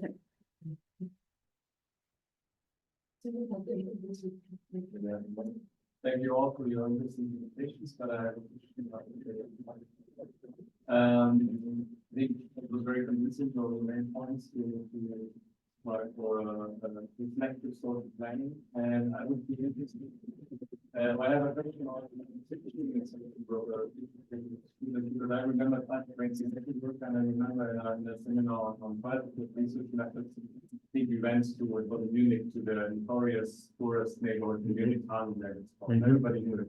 And I just now reflecting on it, I thought like probably hundreds of social work students went there and like in a suit, and at least I don't recall that we critically reflected on this situation or comes along with it. So I would be also how do you teach social work students your idea about reflective setting?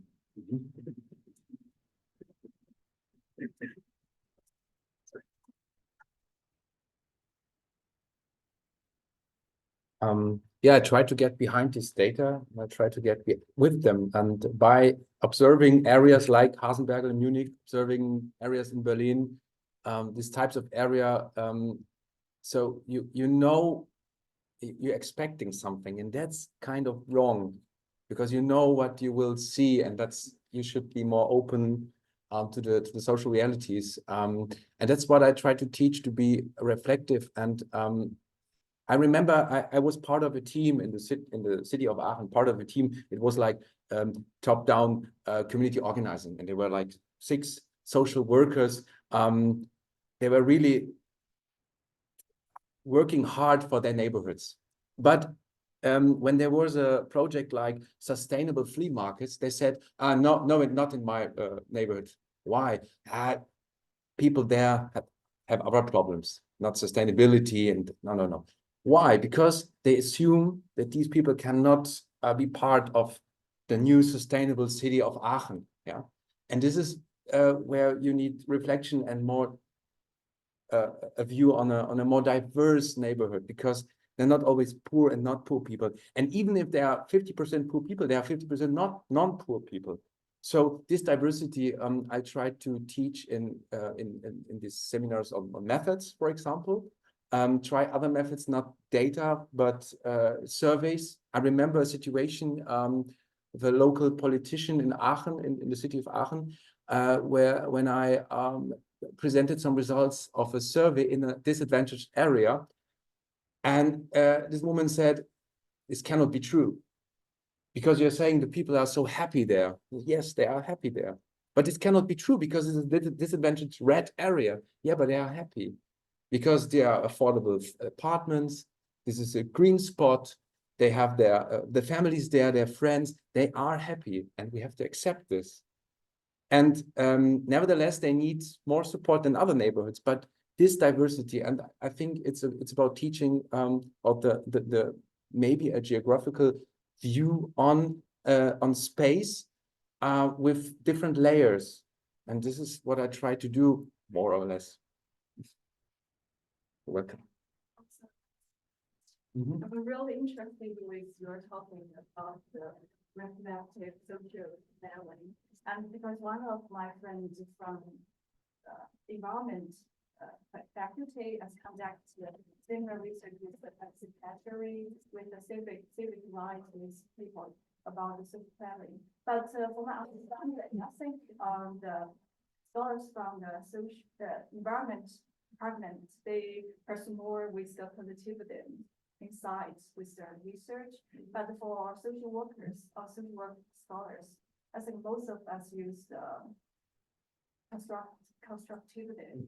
I'm not sure how you balance these two different when we use this kind of multi-interdisciplinary approach, how to balance this kind of epistemology conflict. I'm really interested in this topic because I have a remote master in the environment. I will learn the GIS and spatial analysis, but I'm just really interested with, on one hand, it's the positivity inside. On the other hand, my training about the constructivity, how to balance this two when we have this kind of multi-disciplinary research. Can you get my point? Yes. Yeah, it's not that easy, and I must say, I'm in Landshut in this faculty of social work for about 18 months. So I'm in the process of integration. I'm in the process of getting to know the terms of social work, because I have to say I worked for a lot of years dealing with topics of social work and working with social workers, but I didn't study social work. And this is at some points I have to learn, and of course the other have to learn my perspectives. And I think this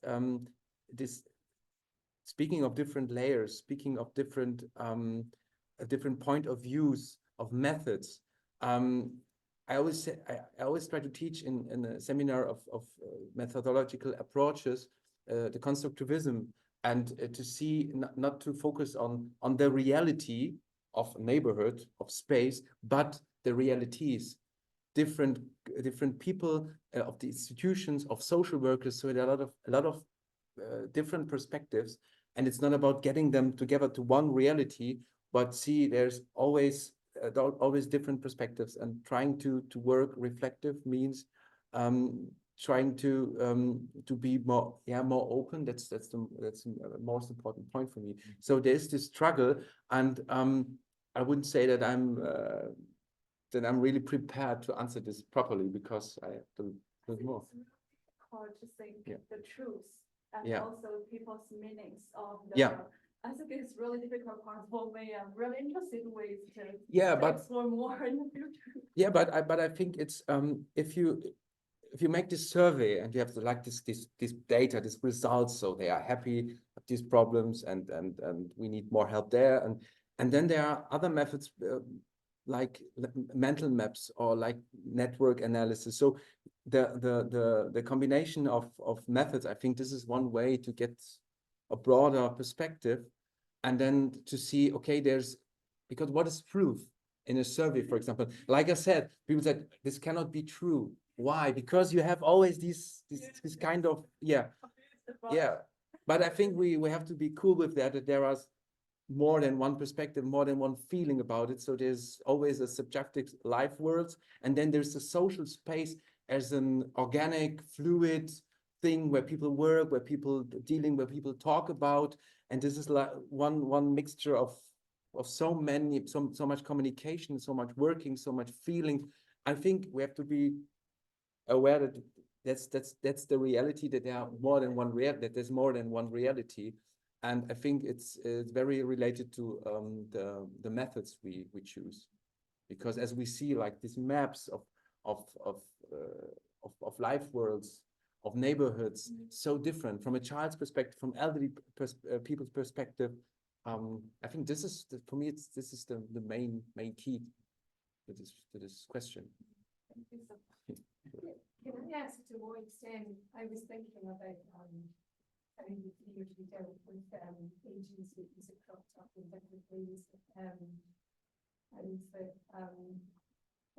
you really clearly see the map as it's an object of social control. It's a way of population managing. But interestingly, with you doing it, some of the objects, like I saw the coin as an object of social control, as a way of like, there's a reminder that you're taking your walls with you. Not as you presented me positively, but I was seeing it in my head as these types of objects are ways of taking the walls around and sort of creating the spaces and recreating the walls in different physical spaces. And that your guys' days seem to be the only people that weren't like, there was no. It was all like I don't know who is. I wasn't quite clear on how being seen as a life behind children, life behind child was an attempt to manage these children, because they seemed quite happy, if you like. I mean, I could imagine from a UK narrative, I could see lots of problems with children should be with their parents. Children shouldn't be working in fields, they should be being children. I mean, I could imagine that would be the story of the play from a UK perspective, but I wasn't quite clear how they were being managed. So those were just thoughts. I don't know if they stimulate any responses. Or no? What's the question? It isn't a question, it's just a my rumination. I don't know, it did seem very positive, your take to this is very positive, and I was thinking, but there's all sorts of means through which these people are taking that is very incarceration with them, even if it's Yeah, I tried to say both, but first, yeah. You do something and you'll come out the end like ready for civil society as we decided to do. Yeah. Whatever. With this positive, I tried to show both points of it, but for me, it was more important that things then come up in this relationship, in this situation, and change something, or then something else can emerge, and that is talking about it. And I said it positively because then you can talk and then you can prove I'm a good prisoner, a good incarcerated person, because I know what this coin means and I have learned. So yeah, but you can also see it from the point of social control. But for me, it was more they were joking about it, and so it created something. Right, so that's subverted that a little bit, because I couldn't escape like Foucault when I was listening to you talking and thinking that's the coin is a surveilling object, you know, something. Yeah. That's really. But that's maybe where the spaces interact with each other. So where then you have normality, or we have like a normal conversation, then something comes in and that reminds you very strongly of this other space of the prison and the rules that come in then. I think that's also important in geography because spaces interact. You have to have rich in order to have poor, and vice versa in these instances. I think your research reminds me the ideas of history of social work and cultural ideas about the puts it in, I think, in the birth of living. I don't know the English name for it, but he described the situation in France, and he says that the first social workers were actually policemen who were checking and doing the statistical research on the population, who is poor, who is lacking of bread, who is sick, and that's why I think from time to time this population thinking is becoming part of social work from time to time. Actually, we never get rid of it because it's also connected to power and managing the social problems. But even those categories of disadvantage and vulnerability, and even though they might not, you know, like social workers use, like my experience of social workers, people use them, they put people into these boxes when they're disadvantaged in relation to what, vulnerable to what, but it's just really this assignment to them as a. No. Sorry, not really some work. Referring to the question of teaching. I always ask my students, okay, tell me something about New Zealand. And they are 2 isles, Auckland, a few animals, that's it. Okay, tell me something about Tuscany region in Italy. Sun, wine, good time, yeah. So didn't you hear about social problems in Siena or in Pisa or in Florence or what? No. Why is that? So because we are part, it doesn't matter if we are living somewhere or working somewhere, we are part of everyday, the process of everyday spacing. So it's all about spacing and a communication about space, and we are part of it. And I think there's one more thing then, because in Germany, providers of social work are paid by cases. So the more cases you have, the more money you make. So of course, if you tell them to reduce the cases and to act more like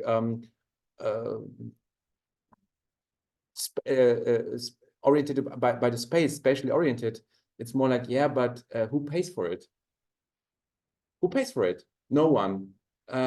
So there is a system, and this has impacts on the way we see the space. So bad neighborhoods, okay, we get paid for it.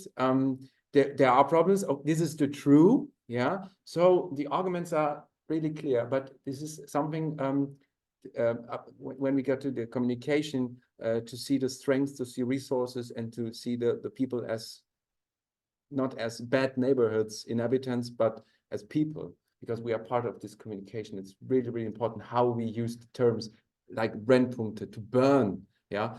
And I in the classroom I always said, I don't want to hear this term. Maybe in the next 3-4 weeks, I know this is something very common, but I don't want to hear it next year from none of you, because this is not how we want to talk about these spaces. And it's always like crime, yeah, bad neighbors, crime. I mean, when we do our field trips, yeah, and I said, okay, this is the you see the buildings and you see the rest of the balconies, and I see, do you see any damages, broken things?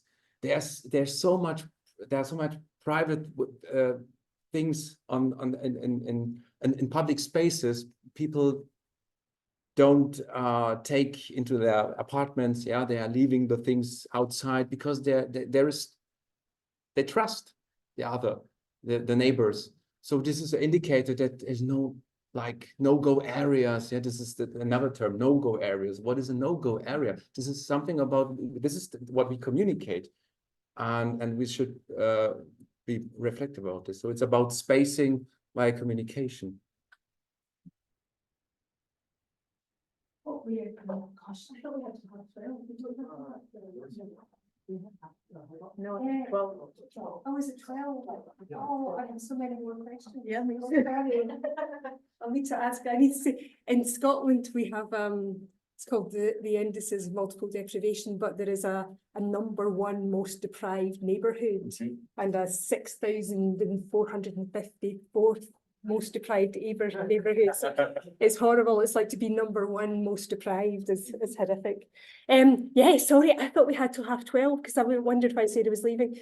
Thank you so much, everybody. That was really fantastic, really interesting, very different presentations. So thank you loads.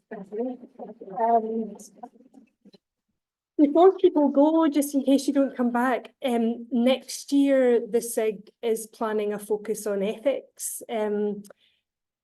Ethical questions around the more than human are really, really fascinating, especially if you get into this realm. I think Julia was talking about Deleuze and the decentering of the human. That gets us into all sorts of ethical problems as to how can you even do ethics if you've decentered the human. So we're working with the Journal of Ethics and Social Welfare to produce a special issue for ethics and social welfare, and sort of using our work around the reading group and the SIG and maybe some events if we're feeling energetic and have lots of feeling more energetic than we are now, around this sort of really important issue of ethics. And we would at the other side produce a series of papers that would be published in the Ethics and Social Welfare Journal. So we will send you more information. If you are not on our list, then please come and you're interested, then please come and give us your email address so that we've got it and that we can send you information if that is something that's interesting and something that you might like to be involved with, because I think it can have, there's lots of ways of discussing this, and it relates to lots of different areas of research interest. And I've got a conference next year. Yeah, that's it. And that's, I had half 12, and Sarah Banks, who's the editor of it, the journal, was sitting there and was going to say something if I had not had half 12 in my head. So apologies for that, but you've got the gist, hopefully. So this is lunchtime, is it? Okay, so thank you so much. Cheers. Thank you, Anna.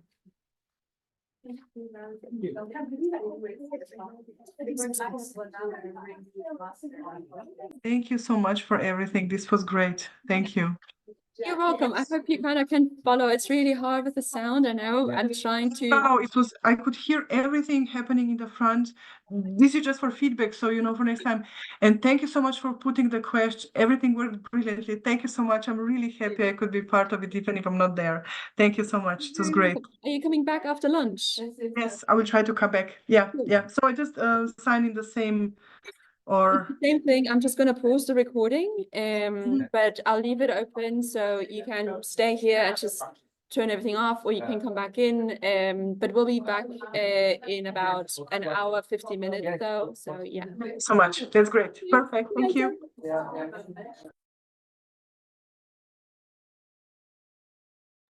Cool. So we can talk now. Oh gosh, I'm really bad at this.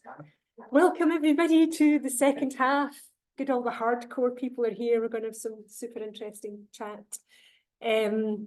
Three very different and interesting presentations this afternoon. We'll just do, I don't know, is there a tea break figured in?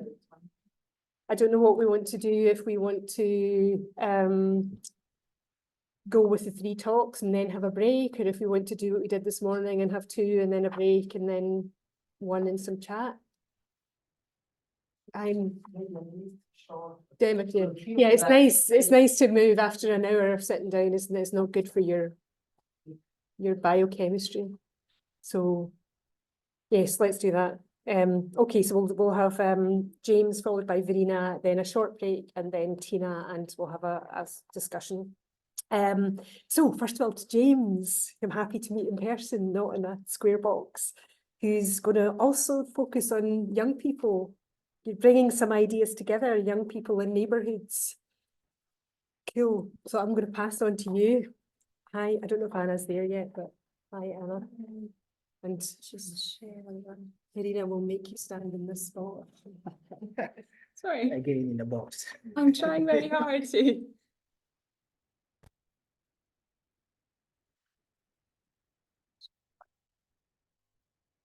And you can see your presentation here. So I can just be pressing. If you press here, Okay. maybe just try it if it works. Does it work?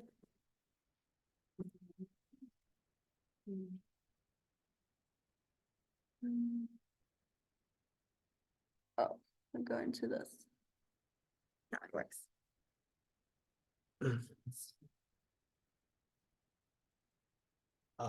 Good afternoon, everyone.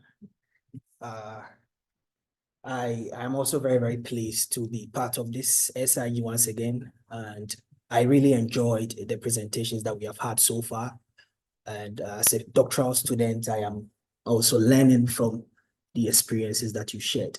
And I see a great deal of interconnection with what I am presenting here.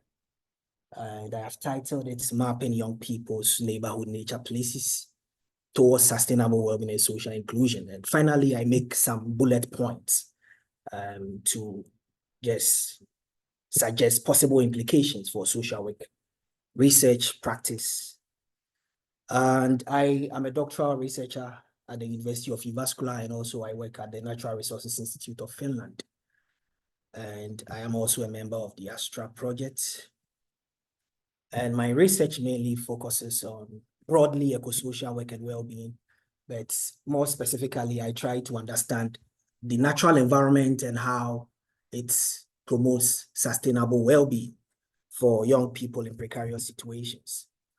And in the earlier presentations that we have heard today, I really liked the last one, which talks about how we somehow approach the places that people live in terms of our framing of them and how we direct resources, which could lead to stigmatization. But in this presentation and in the paper, which I hope to draw out of this presentation, I am focusing more on what I term as the strengths within neighborhood places.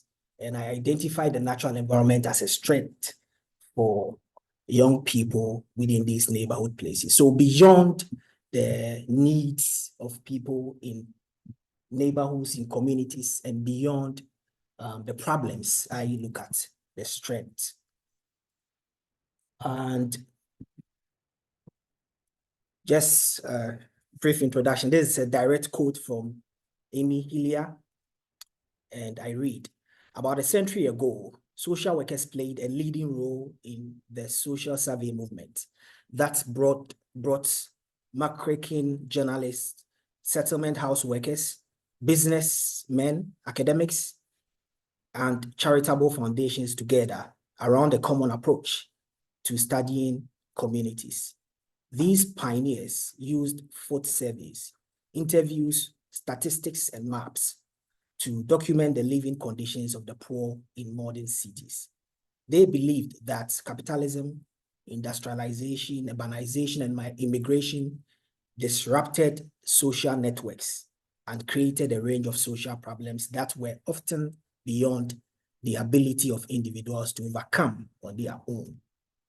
And I argue that these challenges are still persistent with us, the ones that I have highlighted in this slide. And these challenges are multiple, they are interconnected, and they are wicked problems. And when you look at this slide, you realize that there is a young person who is trying to escape from some of these challenges. Yes, a visual representation. One of these several challenges could be climate change, the lingering COVID-19 pandemic, as we experienced recently, labor market crisis, urbanization, and technology. What happens is that these challenges imperil the well-being of young people disproportionately, according to statistics. Compared to older generations, young people are hit more by these challenges, and their well-being is hampered as a result. Now, knowing these challenges as multiple, as interconnected, and as complex, it requires that we develop sustainable solutions for these challenges. And looking again to the literature, the natural environment has come up as one of the safest places for people who are facing well-being challenges to sort of relieve their well-being, to improve their mental health, and also to perform several other activities connected to the social. And in this slide, let's say this is James in the nature, in the natural environment. And you can see that, well, I'm trying to fit some artificial apples on non-apple trees, but then pardon me for that. So these are some of the several benefits people can get from being in the environment. It's not even only mental, it's also about the social connection, which I am going to talk about again in this presentation. But we have to also once again move a step further beyond this one way kind of approaching well-being, what human beings get from nature. I think well-being at this point in time, if we want to be more sustainable, we have to look at it from a relational perspective. That is a give and take, reciprocal and mutual kind of relation between human beings and the natural environment, because beyond what we get, we also somehow impact the environment. And I use this as a sort of theoretical frame, which was originally proposed by Eric Alert, but then developed further by Hivelami and Helne in Finland. And they call this one the relational well-being or the sustainable well-being model. And it's 4 main dimensions. We have the having dimension, we have the doing and the loving dimension, and the being, sorry. And when we talk of the having, that is what the natural environment contains and offers to human beings. And we can talk of the landscape, the fauna, and the flora, and also other dimensions. We have the doing, that is the activities we can do within nature, the meaningful activities. We have the love and the connections that we can form within the natural environment. And the being, that is what becomes of us after all these interrelations and connections. That is sustainable lifestyle that people can get. These sort of bring together the idea of sustainable well-being. That is not only what humans get, but then how they relate with the environment. And moving further, I propose in my research that this sustainable well-being and also connected to social work can be developed through nature-based interventions. That is, interventions that integrate the natural environment as a way of promoting well-being of young people who are the target of my research. And this is just a brief definition of nature-based interventions, but then it's basically about how nature and the activities conducted within nature supports the well-being. And there are mainly 3 elements when we talk of the nature-based interventions. One is the natural environment, that is, it provides the context where these activities happen. And two, we have the activities themselves, the nature activities happening in this context. And the third one is the community, that is the humans involved, and also how this can formulate sort of a community feeling and community interaction amongst the people. This is also a picture of some of the nature-based interventions that have been identified in literature review, which I conducted. Wilderness therapy, which is very common in North America, US to be specific. Pair farming, also quite common here in Europe. Community gardening as well. And we have horticulture related to gardening and animal-assisted interventions. Now, this also suggests, in line with social work, that the natural environment can be a place of social work. Because if these activities are conducted in nature and they support the well-being of young people, as literature suggests, then what stops social work from in performing interventions or sort of integrating the natural environment in its perspective? So this is just a background to the main research, which I try to map the natural environments that young people are going to, the activities that they are performing in these natural environments, and how they are associated with their well-being. It is a cross-sectional study, a cross-sectional survey study, and I apply a tool called the PPGIS, that is Public Participation Geographic Information Systems. And this study is situated in Finland. And Finland, as we may know, is known for its very wide and abundant natural environment and forest. And so it also somehow gives context to the study. And again, Finland is also known for the fact that mental health challenges are quite common, especially relating to young people. Studies have suggested that 1 out of 7 young persons suffer from mental health challenges in Finland. And there have been cases of also self-harm and suicide. But this whole topic also connects with spatial land use.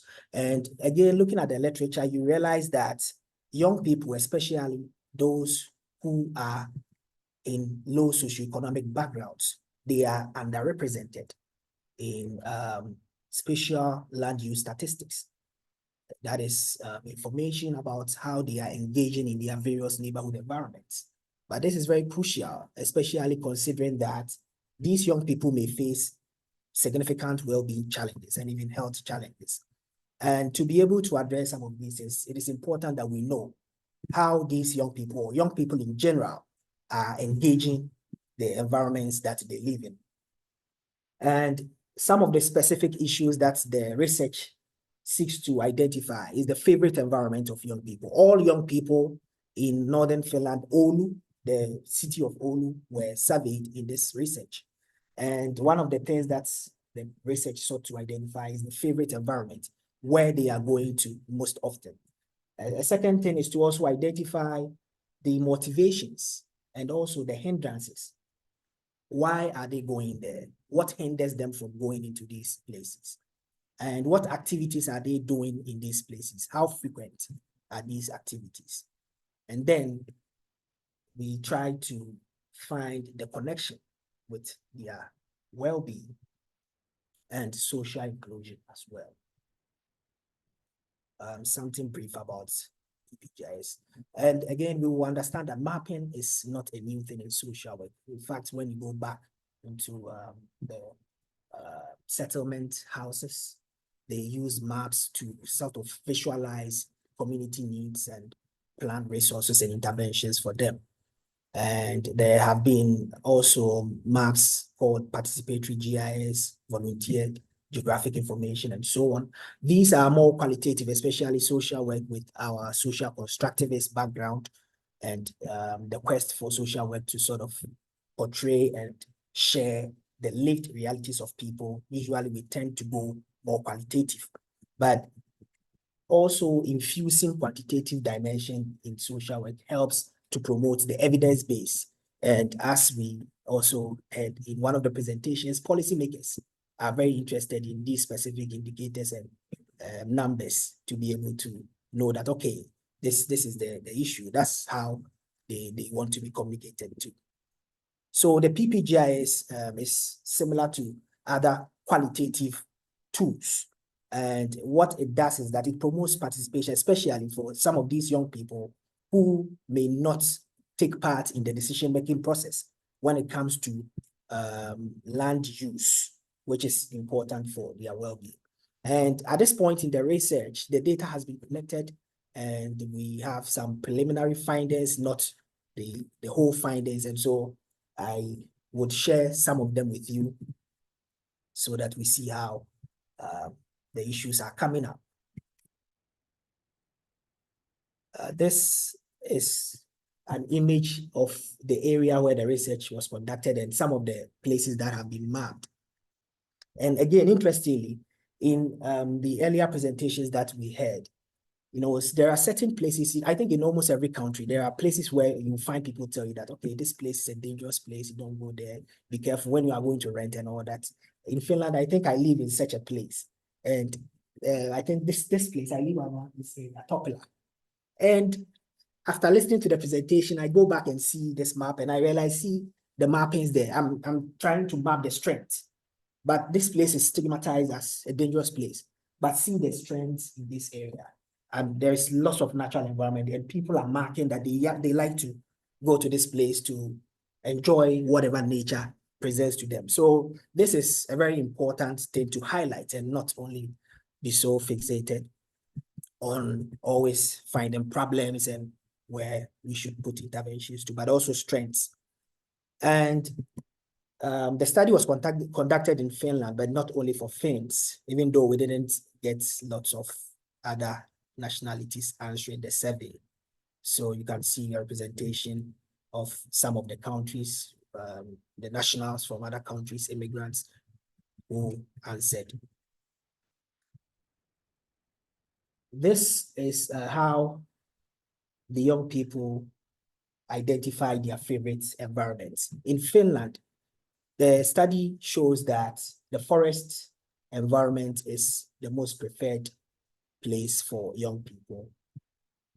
And this came out as a result of the mapping. So the mapping, they had to enter into this online web survey, which gives a pop-up, and they are able to mark that this is the place that I like to go to.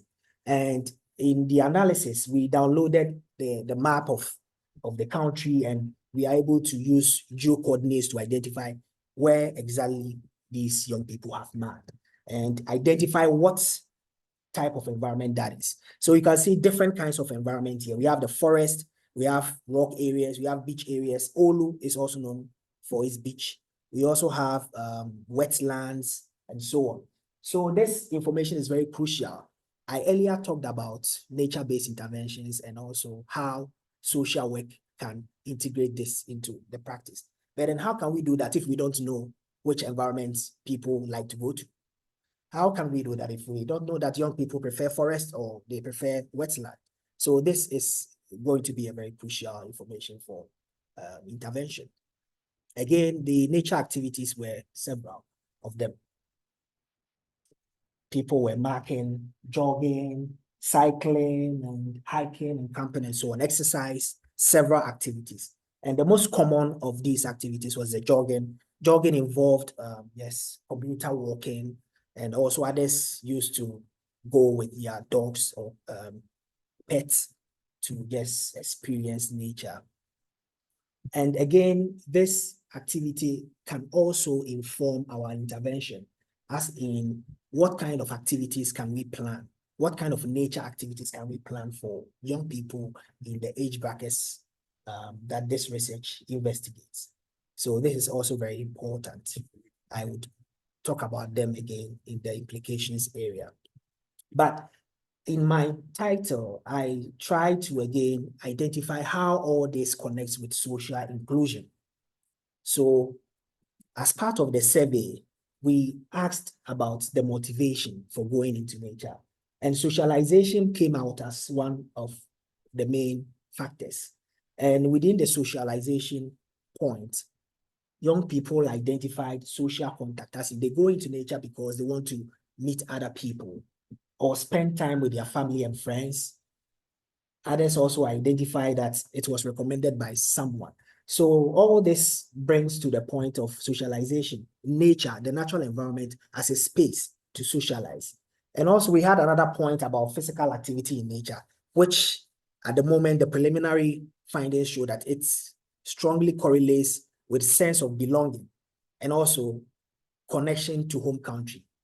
And this also connects with place-based sustainability. When young people are identifying that their motivation for going into nature is to be able to connect to their home country, then it's something that can inform us about place-based sustainability. And again, to assess social inclusion, we used the experiences of social inclusion scale. And with this scale, feeling trusted, it has 10 points, 10 items, which are scaled. So 1 to 5, with 5 being the highest and 1 being the lowest. Out of the 10 items, young people identify that the feeling of being trusted, like feeling that someone trusts them, was the most important thing when it comes to their experience of social inclusion. And further analysis also suggests that we also use perceived loneliness as one of the indicators to assess social inclusion. Further analysis suggested that social inclusion had the strongest contribution in the well-being dimension, assessing well-being. But then loneliness also had a negative correlation with the well-being dimension, because when people feel lonely, then it surely affects their well-being. This is an image of what I just talked about. That is, you can see here in the screen, if it's clear enough, that the feeling of being trusted, which the green one, of being trusted, I think that had the highest number in terms of their choices. And also they identified other aspects. For example, feeling also that the activity that they are doing is significant, and also getting positive feedback. Yeah.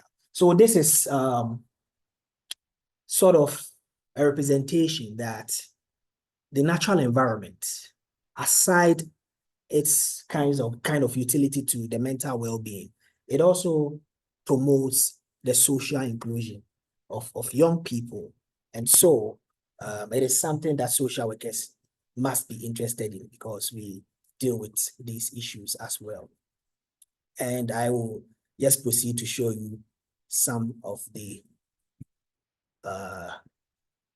images of some of the analysis that we are doing so far. This is what we call factor analysis of mixed data farmed.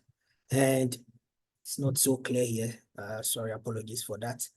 It's not so clear here, but here we try to assess what well-being factors are associating with mental well-being category. And this is where we were able to identify that social inclusion had the strongest correlation to the mental well-being dimension. So this is very, very quantitative, and I am sure our presenter who did this geography presentation, he is very, very used to these kind of analysis. And it's not so common in social work, like I said, but it's important to bring up some of these evidences as well in the social work literature. I would conclude by talking also about the implications for social work. I have mentioned some of them already, of course. So this mapping of favorite places, activities in favorite places, how they connect with mental well-being, how they connect with social inclusion, is something that is very important for social work research and practice. It's at least it contributes to the evidence base, because we can at least tell the policymakers that these are the figures, the raw figures, that these places in nature are important for the well-being of young people. And so we should encourage more of that. We should plan around enabling more of these kinds of environments for young people to be able to promote their well-being. And beyond social capital, which social survey helps to contribute to, that is the resources within society, I also think it is contributing to the natural capital, that is the environment. We are able to know specific places in nature that are very positive for well-being of young people. And the third point is improving of participation. That is the opinions of young people who most often are not included in some of these important decision-making. They are the ones who are marking the places of nature. So they are involved in this decision-making process. And it is very important because usually they are also very, very underrepresented. And the other point is the general social inclusion, which I talked about. And again, nature-based interventions. This whole idea and this whole finding and results is going to promote developing nature-based interventions for social work practice. And finally, enhances place-based sustainability, because young people, in the end, they will know that the natural environment is important for us. And so it behoves on us to take care of this place, because this is what is connecting me to my home country. This is where I derive my well-being from. And so this place must be protected at all costs to ensure that I continuously enjoy the well-being benefits that I get from this place. So this is the idea from the research so far. It's not completed yet. And of course, I am sure when it's completed, other more interesting findings will be presented and also published, hopefully. Yeah, thank you so much. Thank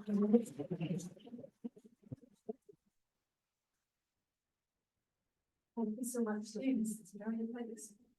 We're going to stick with the natural environment. We're sticking with the natural environment. Introduce you. With my own technology. Make sure you stay in that spot. Wouldn't it? We can do that later. That's so super interesting. I've got so many questions I can complete. Let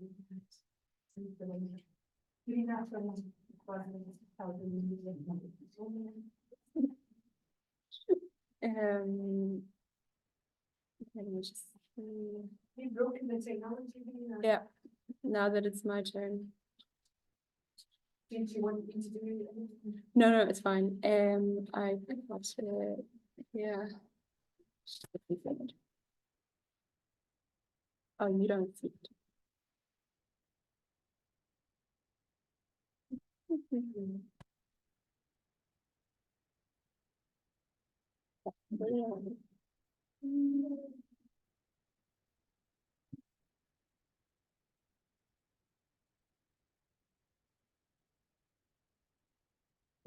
Just need to show them.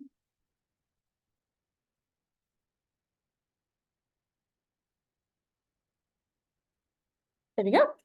So, yeah, as Heather just said, my name is Verena. I'm a PhD researcher at Glasgow Caledonian University, and I'm kind of picking up an element that has come up several times already today, and that's the method of using walking interviews in more than human social work research. Maybe just to give you some, like a little bit of context. I'll give you some context in a second.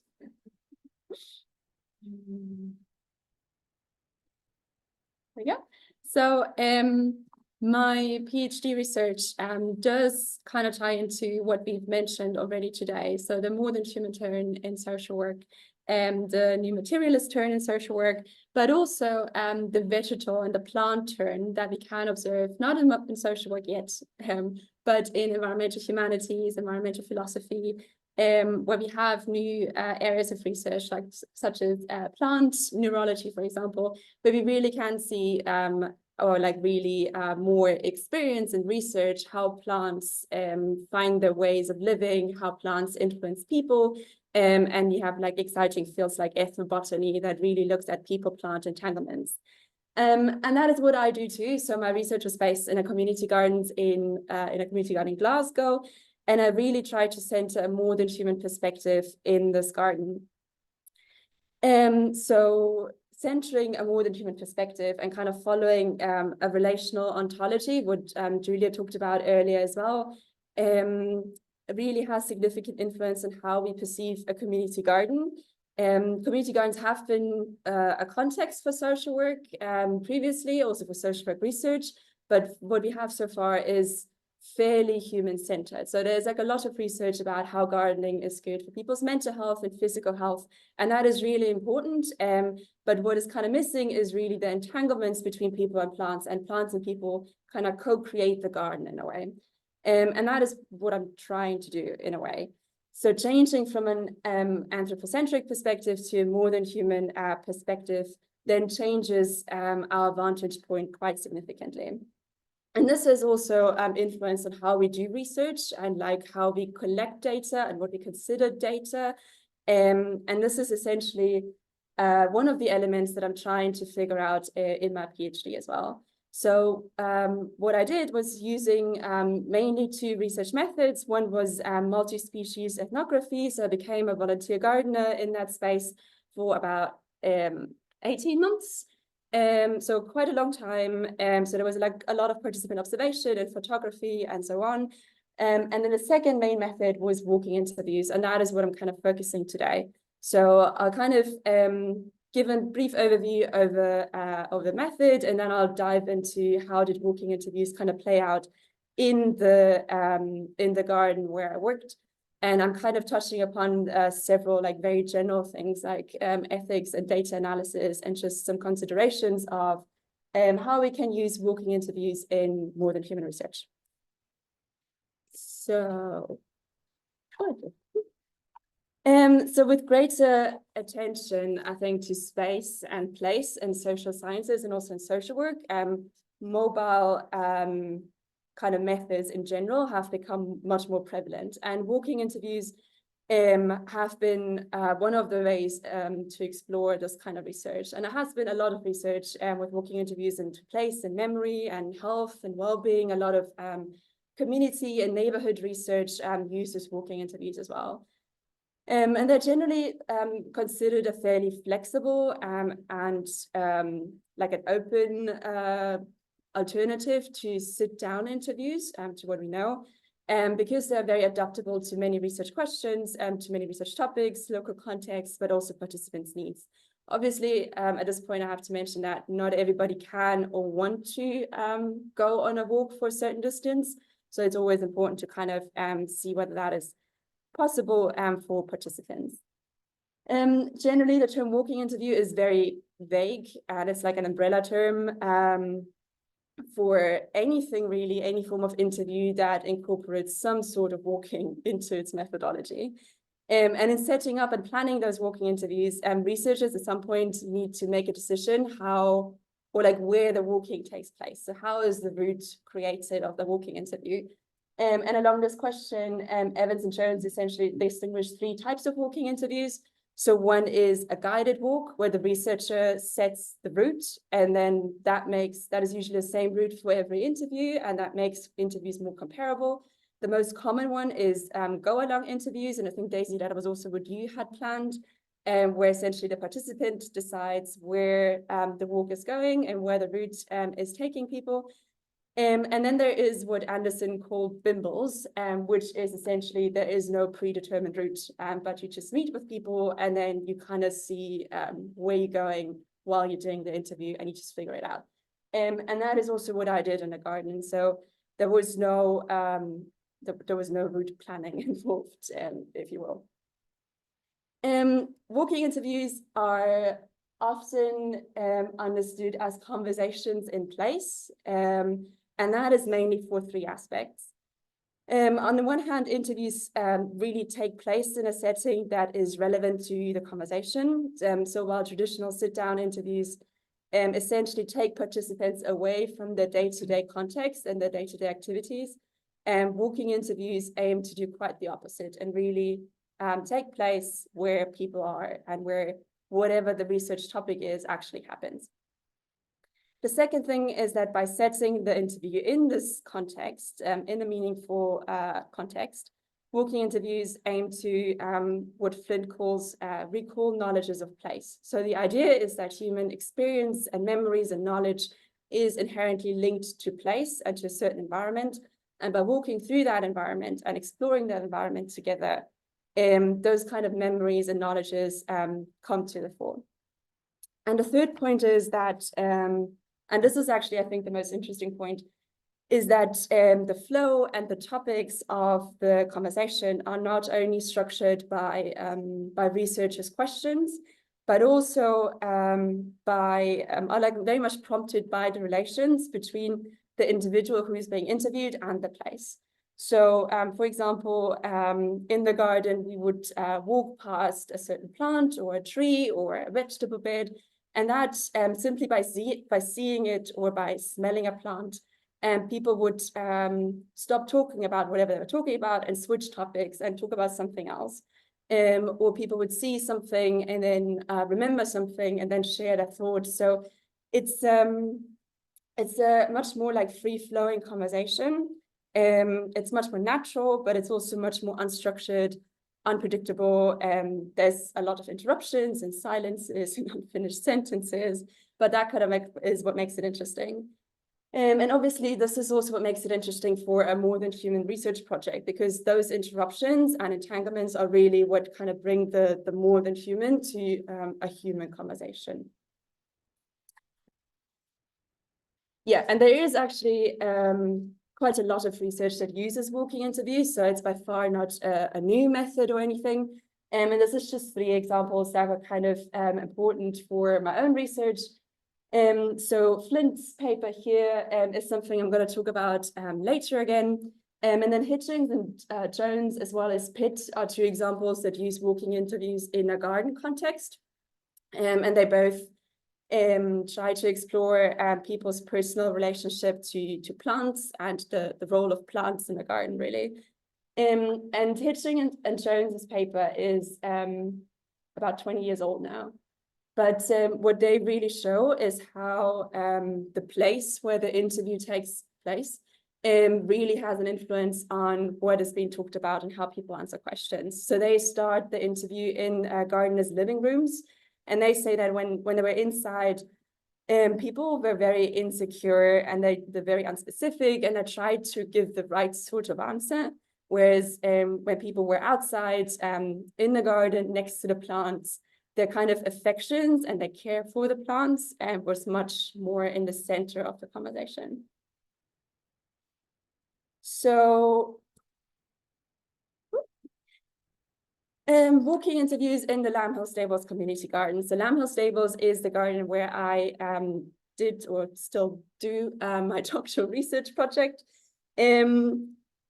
It's kind of important to say that walking interviews, again, was not a standalone method in this project. So it was very much embedded in the broader ethnographic work I did. But generally speaking, I went on walking interviews with 14 gardeners. And I use the word gardeners in a very broad sense here. So it was volunteer gardeners, it was part-time employed gardeners, but also other members of staff who worked with and in the garden. And all interviews were conducted between March and November last year. So that was quite nice because it also gave me, it gave me the opportunity to do those walking interviews in different seasons, and that really changes the garden, obviously. And just to give you some, it's not a very good map, but to give you some idea of how the garden is kind of structured, so just a better idea of the location. You can see here, so number 1 is the main building. It has a community cafe and the offices and a bike club. And then the garden is up here. And it's quite a big garden, so it's over 1 acre. And it's all volunteer run. And you have like several ponds. Number 4 is the biggest one. You have a compost area, and you have a garden shed up here. And people grow, well, plants grow themselves, both flowers in different locations. But there's also like big areas for vegetable beds up here. And there is several fruit trees, like mostly pear and apple. Oh, and this is a big strawberry planter that people really like, and I thought I should mention. So yeah, and then you have like a separate area here, like this, and where the polytunnel is situated. And this area is like fenced off with barbed wire, mostly for protection, and there's also the beehives and stuff. So, but if you want to go from the garden to the polytunnel, you have to walk all the way around and then enter from here. So that is kind of the location of what I'm going to talk about now. So in terms of structure, similarly to other studies before, I had chosen an unstructured interview approach, mainly for 3 reasons. So on the one hand, it really allowed the conversation to just drift off and flow relatively freely, but still with a strong focus on Lamb Hill Stable. So there was one topic or like one context that we always came back to. Choosing an unstructured approach also left a space during conversations for all those unplanned encounters and interruptions of all the things and beings that we saw in the garden, and kind of allowed for those encounters to kind of prompt a new conversation or a new topic. And also those unstructured interviews really allowed gardeners to take the lead on the conversation and kind of will decide which topics to discuss, how deep to go into a topic, but also, well, like physically and metaphorically allowed them to take me into different corners of the garden, wherever they wanted to go. Interviews were generally therefore designed with minimal questioning, and I only had like a loose list of like prompts that I could kind of ask whenever there was like a longer silence. Yeah. So in terms of topics, it was mostly about exploring gardeners' experiences with plants in the garden. And again, this was kind of like supplementary material to the ethnographic data that I was kind of collecting. So typically, the initial question would kind of explore gardeners, how gardeners became actually gardeners at Lamb Hill. How did they well, in a way, end up in this garden, and what do they do? How do they interact with plants? What do they like about the garden, or maybe what not? And some topics repeatedly came up in different interviews without me actually necessarily asking for them. So one was the habit of talking to plants that came up a lot. Most people do it. People's first experiences with gardening, but also gardeners telling me about their favorite plants. And so Hitchings and Jones in their study really found that it was quite difficult for gardeners to talk about the mundane, everyday gardening tasks and what people do in the garden and describe that. And I made a similar experience that it's really difficult for people to tell me like what is it that you do in a garden, you know, like when do you like, or how do you interact with plants? What do you do with plants? Like, okay, after sowing the seeds, and then what happens? And I'm not sure if that was, I think on the one hand, it is difficult for people to describe those kinds of things. On the other hand, it might also be difficult for them because they might have had the feeling that I already knew most of these things because I'd spent so much time there, which was often not the case. Like I didn't know everything just because I was there. Yeah. So when we talk about the routes that people chose, or not people chose, but that kind of developed in those walking interviews, I think there are 2 aspects that kind of stand out. One is the difference between the routes that were taken by gardeners during the interview compared to walking habits in the garden. So walking is something very normal in the garden. People go on walks all the time. Even in the morning when people come in, the first thing is like walking around the garden and checking on plants or checking on different things. And then they start the actual gardening in a way. Lamb Hill Stables Garden does offer some paths. And I'm not sure if you've seen that in a map, but there's paths that are paved or covered in wood chips that go up in the garden all around the main building. And those are usually mostly used by visitors and dog walkers, and not so much by gardeners, because gardeners just find their own ways. And you can see here in the pink map on the top, that is me in a 2-hour gardening session. And there's like a lot of back and forth, right? It's not straightforward. It's me running around frantically in the polytunnel and then up again at the gardening shed. So it's like, it's very, it's like stop and go, right? So there's no like real flow. So there's no like real rhythm in a way. And that is compared to what we can see down here, which is one of the routes we had with Isla's interview, which lasted about 43 minutes. And we mainly stayed on already given paths. So we left the path only up here to kind of stand underneath a tree. But what that kind of shows us is that when we do walking interviews, even though it's outside, it's in the garden, it's as close as it gets, there might be some limitations in terms of how it changes the conversation, but also the dynamics of like actually talking about gardening. I did 2 interviews while we were doing some gardening tasks. So for most interviews, all gardeners did was talking and walking, really, and just showing me around the garden. But for 2 people, with one person, I was weeding a bed, and the other one was cutting flowers. And that was a very different walking pattern, right? So that was not as far, that stayed around like one single bed. And the conversation was still very interesting. And it really is interesting to see what people talk about while they interact with plants. So there is like one possible limitation of walking interviews in such a gardening context. And the second aspect is that the routes were like super different.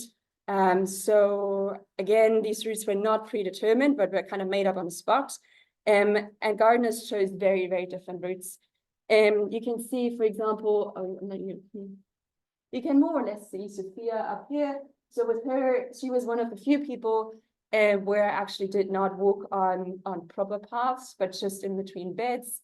Lucy down in the corner, she was the one where I was cutting flowers with while we did the interview. And while incidentally, Lucy's interview was the shortest one in time and distance, there was usually no correlation. So shorter interviews were not the ones where the shorter distance was covered. And with some people like Paula here, I even left the garden. So we went down here to walk along the canal for a little bit. And then with some people like Andrew and Daisy, I even went over to the polytunnel to have a look on stuff over there. Leo's interview here was actually the longest, but we were interrupted by heavy rain. So yeah, we kind of had to seek shelter in the potting shed. Same goes for paces. So walking interviews is not always only walking, right? So there's like a lot of breaks and stops, and people stop to show me different things. So for example, specific plants, and you can see those here marked with X's. Sometimes we sat down on a bench, like with Christine and Fiona, and we just continued to interview in a sit-down mode for a couple of minutes. Oops. And that's kind of interesting because walking is usually thought about as a very linear process, but actually there is interruptions not only in like topics and in like speed and flow, but also in the actual like physical understanding of walking. And this kind of brings me back to the idea of place and how walking interviews kind of show us different dimensions of place. So it can, like walking, I think is like a way into observing and exploring the material, but also the temporal and the relational dimensions of different places, right? So walking is a somatic experience, it's a sensual experience. It exposes both researcher and participants to the stimuli of the surrounding environment. Yeah, it's in a temporal understanding, not very linear. So it's not like this topic is discussed and then that topic that gets discussed, but it is, it might have a clear beginning and a clear end, but then still the temporal experience of walking is usually far from successive or episodic events, right? So this is, I think, particularly evident when walking in the garden, where on the one hand, you jump between different topics, but then you also have memories prompted by certain plants. And then you have the clashes between planty time in a way, and human time. So depending on the season, the garden looks very different. And that seasonality of things really also affects what gets discussed, how things get discussed, what kind of memories are prompted, and so on. Whoops. The whole being outside thing is actually quite nice. And I got a lot of really good feedback from gardeners, as in they really enjoyed the interview and they really enjoyed walking with me. And this is something that researchers stressed quite a lot in previous research, that how walking kind of changes the relations between the researcher and the participant. So you're not sitting in this like question answer situation, but you're walking together, you're looking in the same direction, you're looking at stuff, and it really can help to mitigate some of the maybe power relations between researcher and participant. In terms of challenges, again, talking about mundane gardening tasks, as I said before, it can be challenging. Some people say the weather, that was not really a problem, maybe because people who like to garden in Scotland don't have a choice other than to be outside in the rain. So there was always some flexibility, and we never had to reschedule an interview because of bad weather. Another thing is, and I think this is actually one of the limitations of my own study, is that I did not really use any technology to track the locations of the interview, right? So the maps you just saw is something I did as a debrief of the interviews, where those are hand-drawn, but you could use GPS, for example, to really what Evans and Jones call do spatial transcripts, where you can really link what gets said to the location where it gets said. There are, of course, ethical considerations, and that is something I'm not really going deeper into because I don't have time, and maybe that is something for next year. Generally, in terms of like the human side of ethics, there is a huge thing about anonymity and confidentiality, because you are walking in a public space in a community like Lamb Hill Stables. People talk a lot, and it was no secret who's participating and who's having the interview and such things. But generally, walking in a public space, the interruptions, you meet people, so there's no way of assuring confidentiality here. In terms of modern human ethics, this is a really interesting one, and I did not have enough time yet in my PhD to really dive into this. But I think one thing that is very interesting with plants is that, in contrast to animals, humans are more inclined to think of plants not as individuals, but as collectives. So there is that aspect. There is the difference in plant time and human time, again, that I think plays into the ethics of things.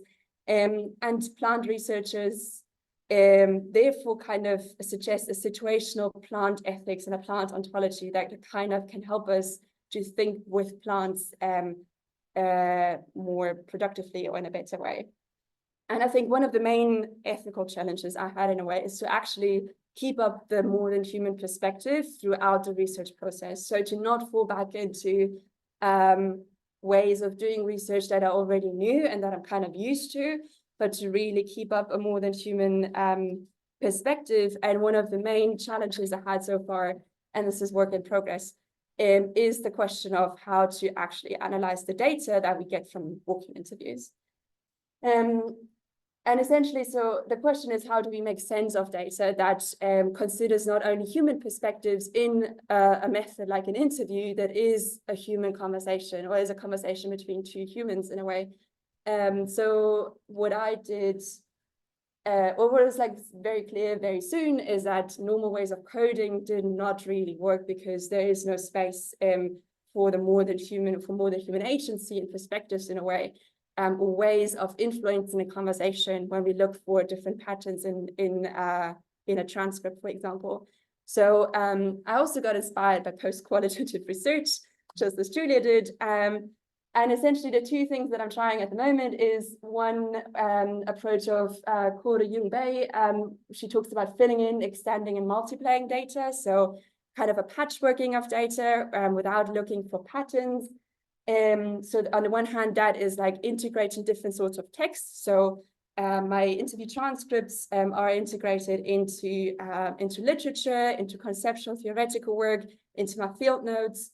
But then again, there is like other forms of data. There's photographs, there is audio recordings, there's soil testing, there's all sorts of things, and all of that gets patchworked together. And the other really interesting, the other really interesting approach is looking for those interruptions. As I said earlier, interruptions are like everywhere in walking interviews, and they're just like they're unavoidable, and in a way you do not want to avoid them, right? So compared to a sit-down interview where in the silent and neutral space, a walking interview really lives off those interruptions, and not every interruption is a negative disruption. So what I'm doing at the moment is kind of looking through audio recordings, looking through transcripts, and see where we have been interrupted and by what and how that influenced the conversation.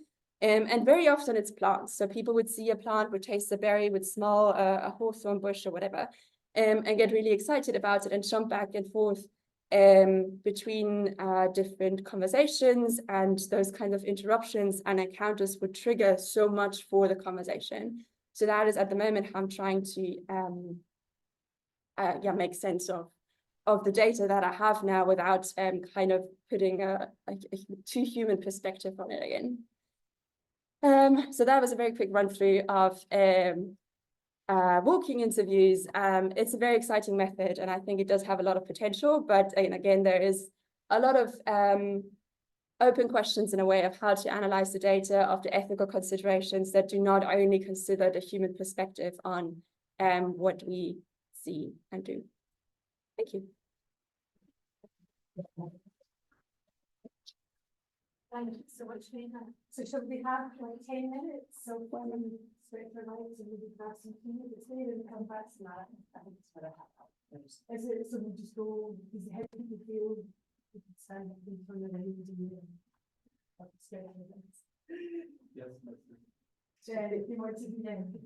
Thank you, Anna. We're gonna have a quick break again, just for people to kind of get up, and then we'll be right back. 2 minutes. 2 minutes. 5 minutes.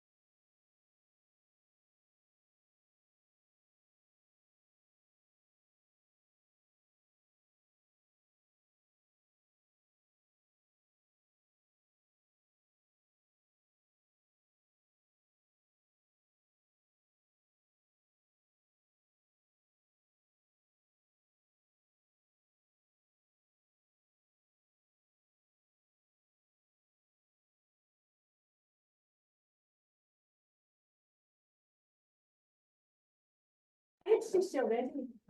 I think we're still waiting for some people. Are you just gonna? There could be a queue.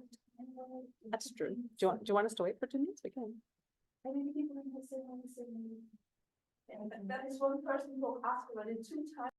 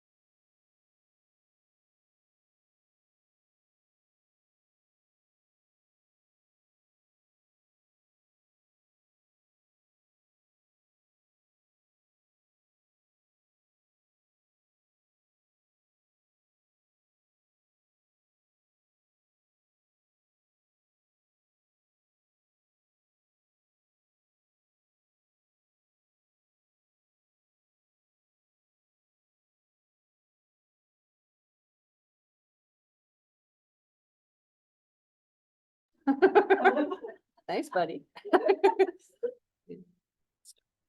Okay. Hey folks, I'm Tina. I'm from Canada and I'm highly jet lagged, so apologies if I lose the plot as we go.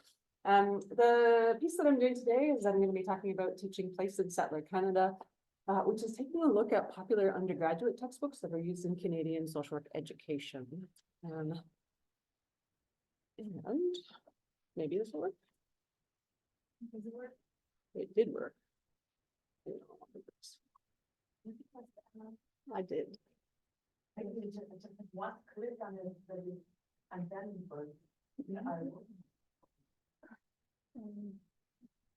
There you go. What did you touch? I just needed to go back to it. Like now it works. Okay. Thank you, Brina.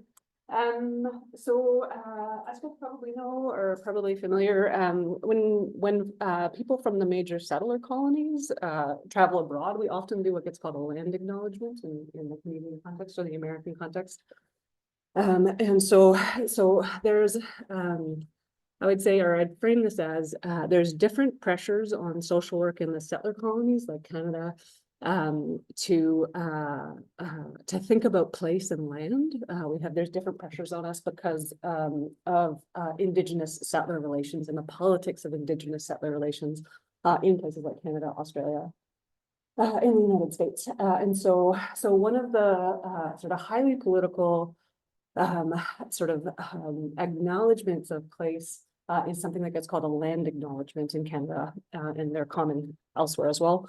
And these are, so every single university in Canada has an official sort of sanctioned by the university, reviewed by the legal team, approved for media use, land acknowledgement of whose land we're on. And so this is the official land acknowledgement for the UBC Vancouver Point Grey campus and from the university. So it says the campus is located on the traditional, ancestral, and unceded territory of the Musqueam peoples. Unceded means these lands were never sold, traded, or given up through treaty or other agreement. We honor, celebrate, and thank the Musqueam peoples on whose territory the campus has the privilege to be situated. The Musqueam peoples have been stewards and caretakers of this territory since time immemorial. And to acknowledge and support this important role, UBC strives towards building meaningful, reciprocal, and mutually beneficial partnerships with the Musqueam peoples. So if you're interested in how Musqueam represents themselves, there's a link up on the slide. So this is like a hugely fraught politics with this sort of thing. And on the settler side, so the university side, and me is the settler side, is this like beautiful acknowledgement of colonial history. And these land acknowledgements they're interesting points of tension because UBC is one of the most wealthy universities in the country. It's on unceded territory, and the vast majority of the wealth of the university is actually based in real estate. So there's this kind of acknowledgement of those settler indigenous relations, while also sort of the standard sort of capitalist and land ownership stuff, it still happens. So this kind of thing is super fraught in Canada. The map that's up on the slide right now is actually, it's a map of the treaties between Indigenous peoples and the two major settler governments, the Canada and the United States. So I'll just have a series of different maps sort of running in the background on this talk, because there's many different ways to think about space and place. And from the sort of the settler side or the Indigenous side, and the regional sort of distribution of stuff in North America. I'll give you a little bit of a sort of a background or the context for how social work in Canada is turning towards place, towards environment or considerations, and the larger politics of the project that I'm working on. And then I'll sort of nod more specifically to what I'm talking about today in terms of thinking about place, thinking about textbooks as a source of or a site of research or investigation, and also as a site of a sort of corrective or an intervention in social work. I'll actually move into actually sort of talking some of my tentative conclusions, because this project is far from over. It's very much at the beginning stages. And then based on time, I'll go through some examples from the textbooks of what I'm talking about. So for context, so the settler state of Canada is just under 160 years old. So we were, Confederation was in 1867. Social work's about 100 years old in Canada, professional social work. Depending on when you want to start the clock, there's different ways of sort of counting it, but we're roughly 100 years old. So the development of the nation state, the development of the welfare state, and the development of the profession of social work are very closely tied in Canada. And they have always sort of been in sort of a relationship that influences each other in really sort of obvious ways. So in the recent history, in 2015, you might have heard of it, you might not have if you don't pay attention to like Canadian politics, but there's something that gets called the TRCC report, which is the Truth and Reconciliation Commission of Canada's calls to action. And so this was a major document written by Indigenous peoples on a sovereign basis, and speaking from sovereignty to sovereignty. So from Indigenous peoples to the settler government, making very specific demands about what gets called Truth and Reconciliation, which is the process of acknowledging the historical and contemporary harms of colonization for Indigenous peoples, and making really, really widespread demands for change in how government operates, how education at every single level in Canada works, so public education as well as university education, how professions like social work and healthcare are educated, the stories that we get told about Indigenous peoples, the standard education, and then also massive challenges to property law, which is land law often. So huge challenges from 2015, so it's less than 10 years old. And at the same time that the same year that the TRCC report came out, we got a new federal level government. So we got a liberal, this is Trudeau, Justin Trudeau, the liberal government in Canada. And it's a much more sort of social investment style approach to social policy, much more on the sort of democratic liberal side of things. So very, very performative around equity stuff, which meant that the Liberals took up the TRCC report in ways that a conservative government might not have. So anyway, so that's 2015, lots of stuff, lots of sudden movement in social policy, as well as Indigenous sovereignty in Canada. In social work proper, we got a new, our education, social work education, there's a federal level accreditation body that standardizes what has to be taught in social work education in Canada.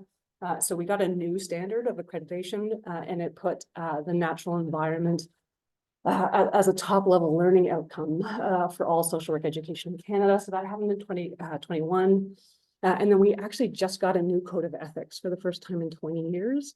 The last one was in 2025. So just in January, we got a new code of ethics for social work, and it adds truth and reconciliation as a top line item for the Code of Ethics in Canada, where it has historically not been on the code at all.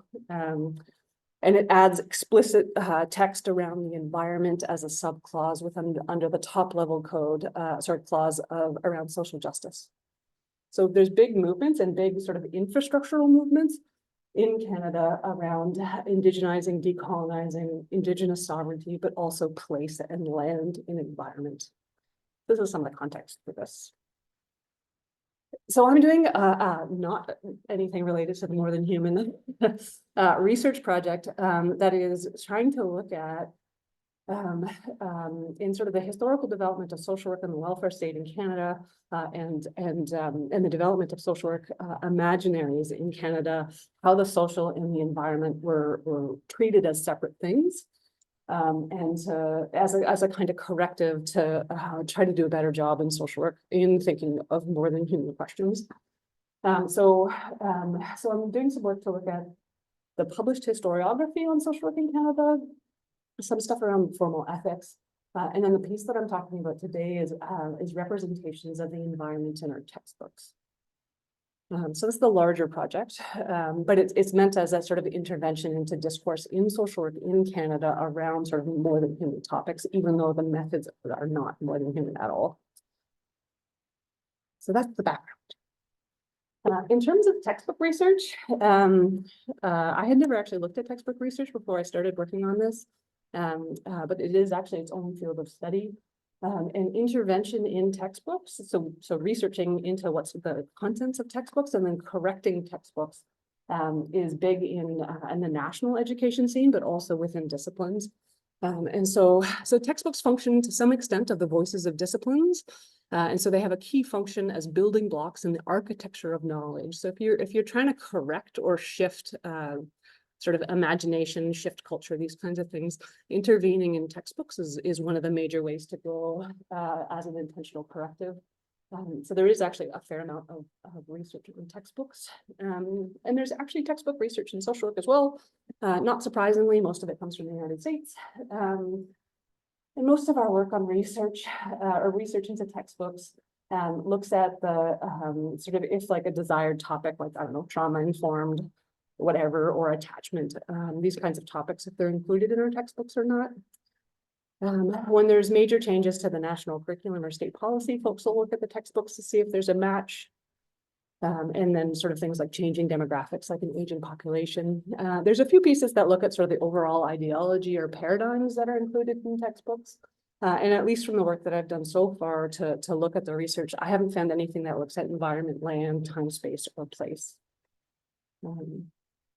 Interesting stuff. So because I'm working on this sort of larger project about the relation between the social and the environmental in the historical development of the welfare state in Canada, I went in with that sort of general approach to these textbooks, but then when I started actually reading the textbooks, and I'll tell you how I got there in a second, but when I started actually reading them, the nationalism that's sort of baked into the textbooks was really, really overt. Yeah, I was really struck by the stories or the narratives, the general sort of narrative in our textbooks. And it doesn't resonate with the Canada that I know at all, or very little of it anyway. So my question was actually like, what place is this? Like, what are we actually representing when we're teaching undergraduate students or new social workers? So, you know, what place are we teaching? It ended up being the question that I was thinking about for this particular talk, even though it's related to this larger project. And so in terms of sort of some of the sort of theoretical background, again, this is not, I think a lot with more than human thought, but this is not, the methods of this are not more than human at all. But I think a lot with Benedict Anderson's work on imagined communities. And there's a related concept from Edward Said in his book on Orientalism around imagined geographies.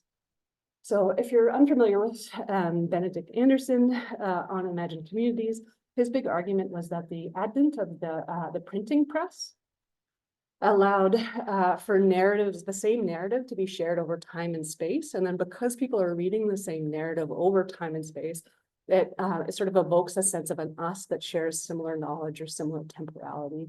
And this us is an imagined community. So that's Benedict Anderson's. There's a huge literature on that if you're interested. And then Edward Said's work on imagined geographies is quite similar. And again, this is about representations, which is not a very more than human thing. This is a very sort of postmodern thing as representations. But Edward Said's work was around looking at the ways in which perceptions, articulations of places and landscapes and peoples express the politics, power, and desire of whoever's doing the articulation. So there's standpoint built into representations. And so Edward Said's work was on Orientalism, so it's very much sort of the West and the rest. But there's also internal forms of imagined geography where, which is typically forms of nationalism, where the political elite in a country will try to articulate a sense of space and a sense of place to evoke one of these kinds of imagined communities or an us that understands ourselves in location to place and space. So these are just some of the ideas that I'm in a really preliminary way thinking with as I read and reread these textbooks for how this kind of stuff shows up in social work. It's a fairly standard, straightforward project. I went through a standard process to identify the most popular textbooks. I identified the 6 most popular textbooks, and I'm in the process of going through a comparative qualitative content analysis. So standard research methods, nothing exciting. These are them. This is standard education in Canada. We have the introduction to textbook to social work textbooks. We have introduction to the welfare state and the policy context kind of textbooks. And then I don't know if you know much about Canada, but we are incredibly vocal around stuff around social justice, equity, inclusion, power and privilege, anti-oppression. So we have those kinds of introductory textbooks as well. But I'm just going to be talking actually about these 2 textbooks right here. So these are our introduction to social work textbooks. So this is our first one. I'm not sure how it is in other countries. I'd be curious to hear. But our textbooks are really old.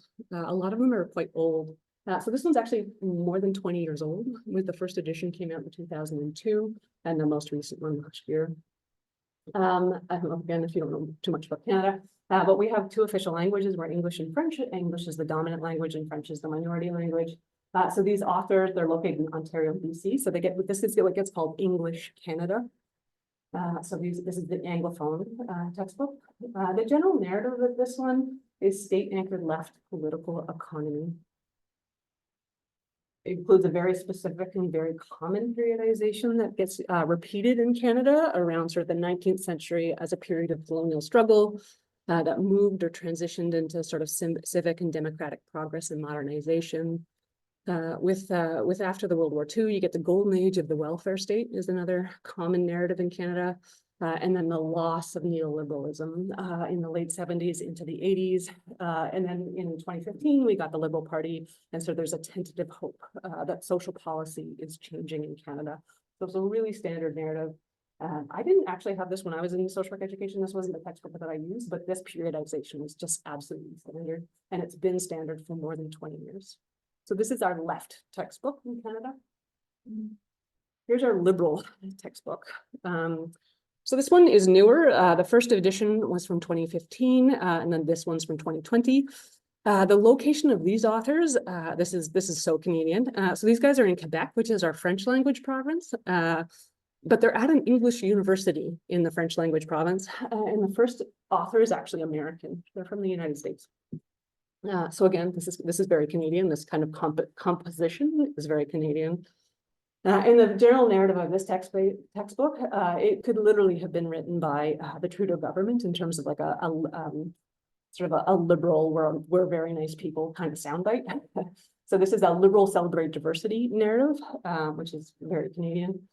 And one of the things that's really interesting about this textbook is it explicitly claims to be a corrective to the Eurocentrism, again, a regional, it's a regional contrast that gets used in Canada a lot, Eurocentrism.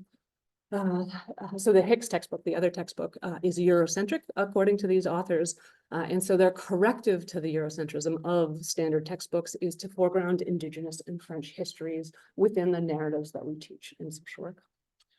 And this corrective leads to a different kind of periodization. And so what these guys do is they give 4 pages to what they call different heritages or different traditions. So Indigenous folks get 4 pages, French language folks get 4 pages, and then English Canada gets 4 pages. And it's on almost a historical treatment of, they call it like cultural traditions of meeting human need. So it's not anchored in sort of the political economy, it's anchored in culture. And then they jump forward in these 3 different traditions or temporalities. They converge in the Great Depression, which is in the 1930s in Canada, in the advent of some of the major social policy levers in the welfare state in Canada. And then it follows a standard periodization, but stops in the 80s with neoliberalism, and then nothing happens after that. So this is your liberal textbook. So anyway, that's just the introduction of the 2 sort of texts that I'm working with. And so some of my initial impressions from reading these, and I'll give you examples in a second, is there's a major conflation of geographic and social differences in our textbooks. So we talked a lot about things like English and French regions, which again, I was talking with Heather about this, where like the way that we use English in Canada would not fly in the UK. Like that would mean very different things in the UK. And similarly with French, actually. The textbooks all foreground the social impacts of place or land or things like climate. So one of the things with Canada is, one, it's a huge territory, like the land is massive, and the regional differences are quite stark. And a huge amount, at least historically, of labor was seasonal. So much of the impetus for the development of the welfare state was actually around maintaining a labor population in the off season. You absolutely had to, because if you wanted to still have labor when you could actually work, or you could actually work in resource extraction, typically, you had to maintain a sedentary population. So the social impacts of place get foregrounded, but they're behind the scenes, and the background is always this sort of climate or environment. There's really explicit sort of boat and train infrastructures, the organization of religion, and then the organization of different classes of people in the history of Canada that gets written into these textbooks as different ways of sort of traveling and moving in the world. So you get named groups like Chinese railway workers, you get Black train porters, you get French orphan daughters of the king who are arranged marriages. You get British home children, you get the Scottish Highlanders, and each of these groups has a different kind of mobility in the country as it gets written in these textbooks, in very brief. And people and place relationships are the most overt or stark when Indigenous peoples are being talked about. But in the main narrative of both of the texts, both the liberal and the left text, it tends to be either romanticizes or risks romanticizing and reducing the relation between place and people to a cultural difference. So these are some of it. And the quote around placeless social science that comes from Agnew, the quote, the citations on the bottom of the slide. But this is around the development of the social sciences in North America was very much in relation with the development of the state. And so the state, as other folks today have been talking about, are very, people-oriented, work with very specific kinds of census categories, and are anchored to solving very specific predetermined understandings of social problems. So there's always the conflation of the geographic and the social in the North American context has always meant that sort of like notions of community get attended to, but notions of place don't in the social sciences in Canada. Anyway. So that's the same thing that I could definitely see in our textbooks. In terms of imagined geographies, there are, and this is like, I mean, Canada is the multicultural country.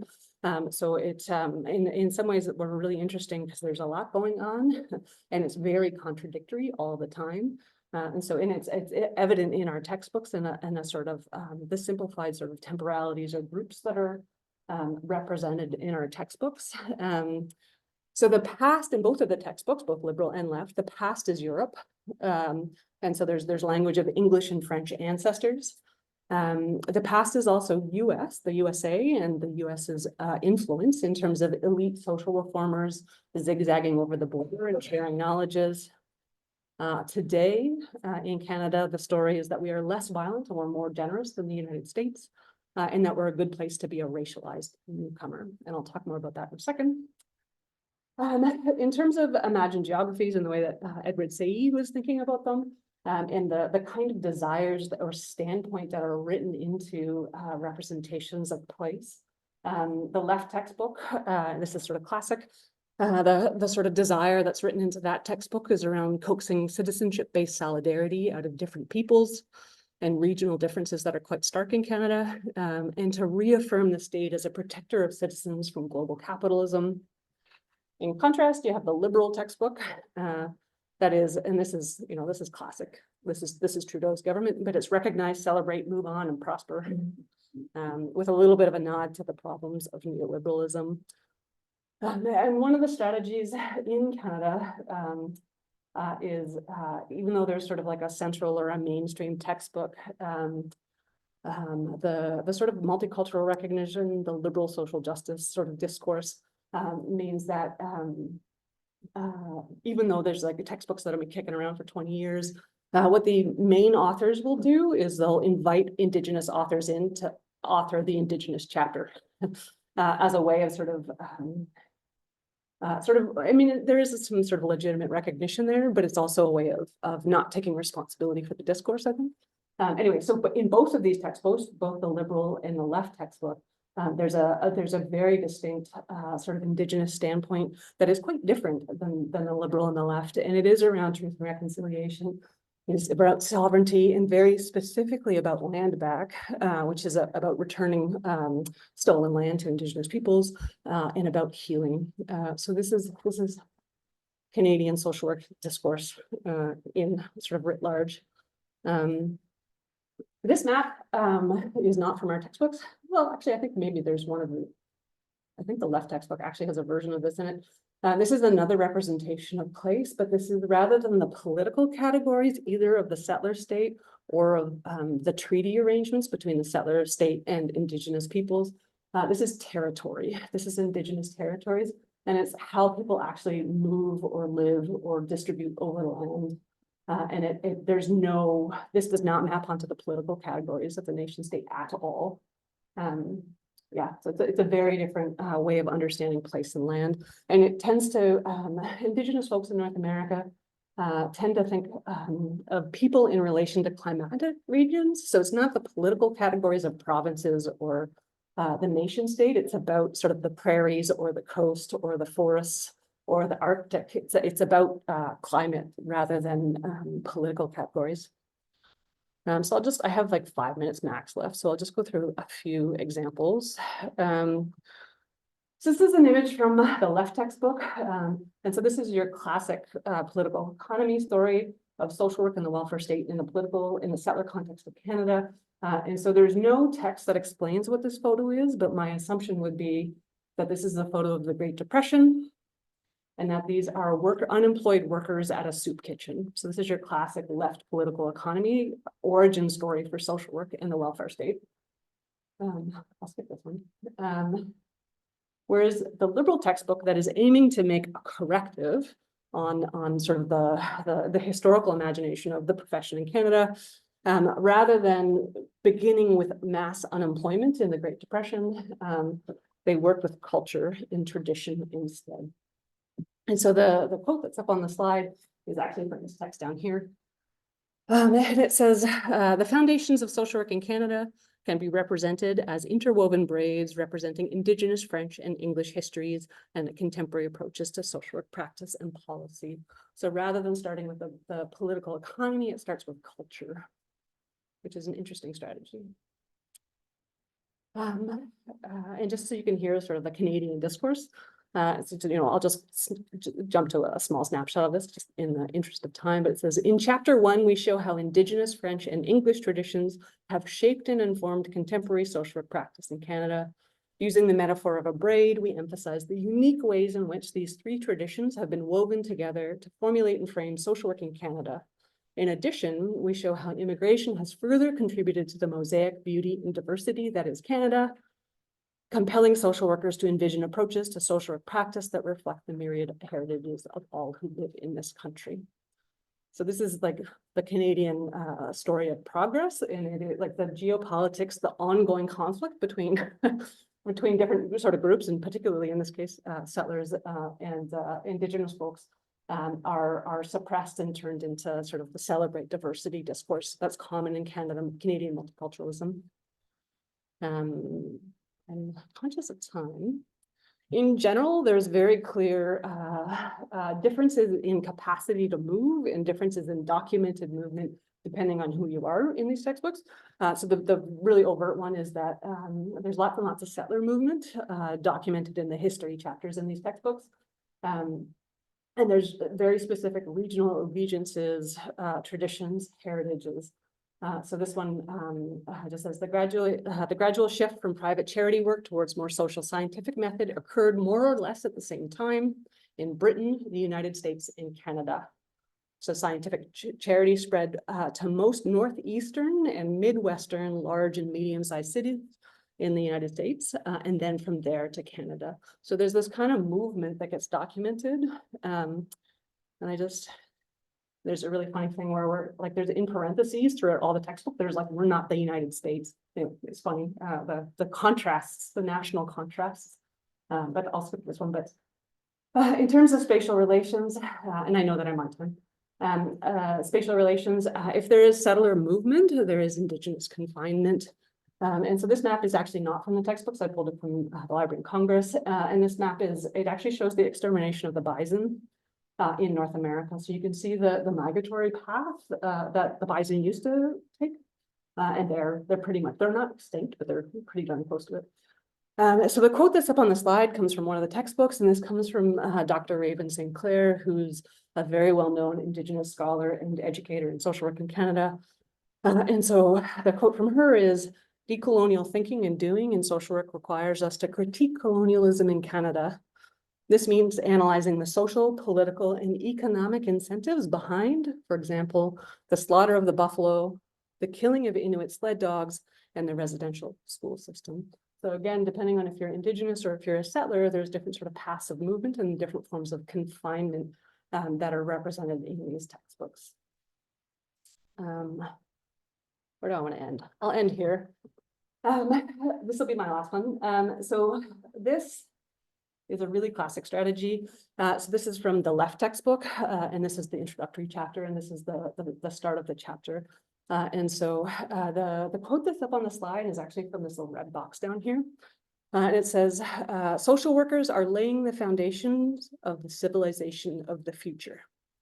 And the quote comes from the English social reformer, Egantine Jeb, I can't say that, who was the founder of Save the Children. So this quote's from about 100 years ago. This textbook is about 20 years old. And then somebody, probably actually not the authors, it was probably actually the publishing company who chooses the photos, decided to put the sort of the face of the future of Canada as a racialized face. So there's a kind of ventriloquizing of 100-year-old progress, like colonial progress narrative, through a 20-year-old imaginary, because the guy that wrote this textbook is now retired, with the so-called new face of Canada in this kind of story of progress and civilization. So there's a kind of weaving together of different forms of imaginaries that came from very particular people in very particular times and places. That anyway, it's an interesting strategy. It's very common in Canada, this kind of putting the so-called new face on a very old and often quite traditional ideas. Anyway, so I'll end it there, just to say that we have a lot more work to do to think about place and land, especially in Canada, and how we represent some of the sort of the geopolitics and imagined geographies of this. So I'll end it there.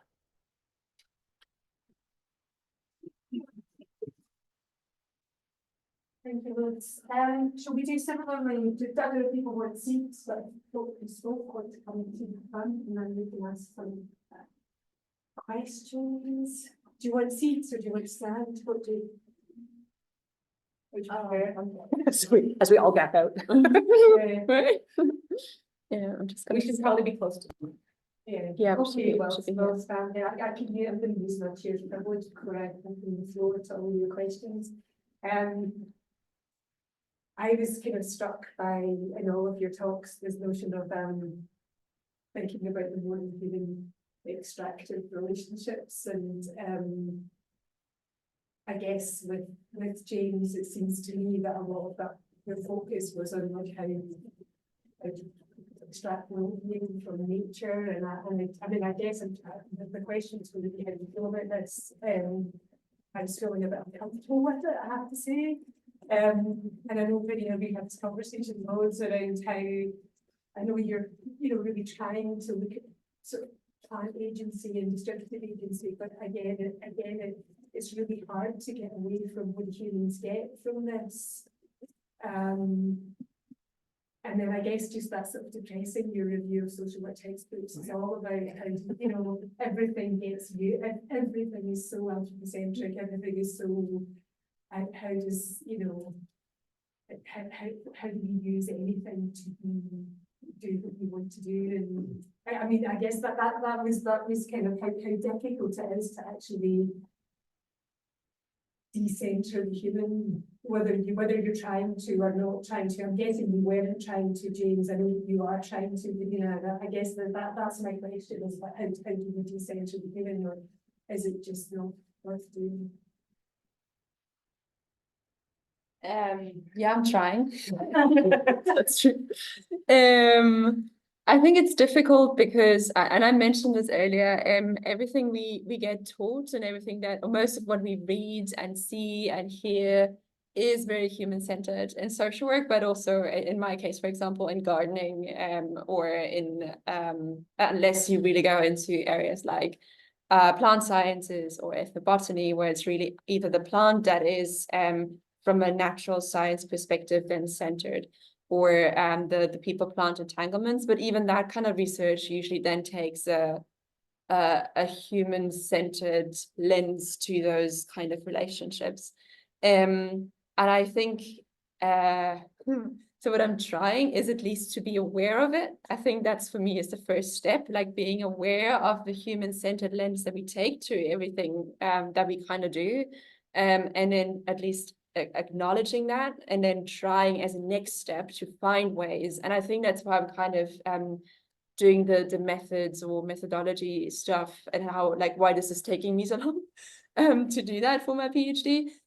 Because the next step is then trying to kind of find ways around it, or like at least live with it to a certain extent, and then in the next project, in a way, overcome it. Because I was thinking quite often you go, well, I need science, but I was thinking about it and thinking about maybe some of the work I'm doing in the islands, Scottish Islands just now, and thinking about people have ways of that are more interpretive ways of being aware of how small they are in relation to weather and land, that they don't need the science to tell them, because they're kind of living with the power of something that's just bigger than them. So I do wonder if you're doing science. I wonder if it's, I don't know, does my question make sense to you? Yeah. Yeah. I think that's a very important question, how to decenter humans from all of this. But it's also very difficult, especially when we talk about well-being, because whose well-being are we talking about here? Humans, of course. But then how can we approach this in a non-damaging way to the giver of well-being, in this case, the natural environment? And another way that I look at it from my research is to compare what is the alternative. For example, in one interview that I conducted, the young person was quite socially isolated, staying in their room and playing video games. So what is the alternative here? Playing video games compared to going outdoors into nature. And when you look again into what has been published, to develop video games is really destructive to the environment. What goes into the production of video games? And if you have an alternative of experiencing almost the same kind of sensation in nature, then I think, even though it is about the human being, but this is a bit more sustainable in terms of how we preserve the environment. Yeah. And I guess I know this sort of challenge for sort of funding routes and impact in the UK, like everything's about impact, but nobody cares. The only way you can frame environmental well-being is through a kind of ultimately it's going to benefit us, like it's going to give you money unless ultimately it's going to benefit humans as well. So it's difficult. Yeah. I would say that, so the project that I was just talking about, there's no more than human methods or anything fun that I'm doing with it. But it is. I do think like the printing press is available, like the printing press has agency, like technologies have agency, they change how we live in ways that the people who created them don't have any control over. And actually, the authorship of the textbooks, I didn't go into it just for the interest of time, but there's a really explicit distributed agency in the authorship in terms of there's all kinds of editorial decisions that the publisher will make. That's not actually the author is not making them. And then also one of the strategies in sort of multicultural Canada is to farm out individual chapters in our textbooks to a specific person who knows the thing and also embodies the thing. So there's, folks will, somebody who's disabled will write the disabled person chapter within social policy. There's the Indigenous chapter. And they're often, but not always, written by somebody who specializes in the area and also embodies it. So there's a kind of distributed agency where there's not a single author to these textbooks. So that is another sort of more than human angle on it. But I didn't talk about it here. But the overall project that I'm working on is it's actually it's a strategy to get closer to the more than human because it's so hard. And it's a strategy towards trying to figure out how to actually decenter the human and foreground land actually in the sort of imaginaries in Canada. Because Canada wouldn't exist in the political way that it does now, except for resource extraction. Like that's the reason the political state exists or the settler state exists. So sort of and the wealth of the welfare state, the wealth that gets redistributed, the wealth that founds notions of social justice and democracy in North America is financed by resource extraction. Just why I'm really tired. I'm quoting somebody else whose name I'm forgetting right now, but the notion of sort of carbon democracy or carbon social justice, that the understandings of justice, equity, well-being are founded on particular ways of life in very specific places. In the Canadian and the American context, it's resource extraction industries. So if we're going to attempt to figure out a different relation with the world, then we have to actually revisit all our notions of social justice as well, and their dependence on land and dependence on natural resources. So that stuff just in terms of looking at history, looking at our textbooks, looking at how the heck did we get to be doing the things that we're doing in the way that we're doing them.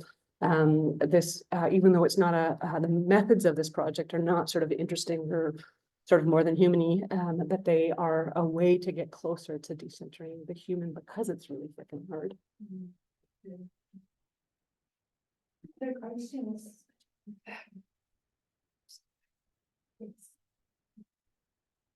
I don't feel like you're tired. This question is for you.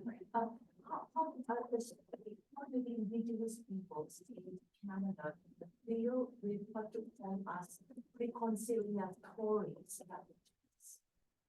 Not there'll be truth and reconciliation. What is the Indigenous sense of reconciliation?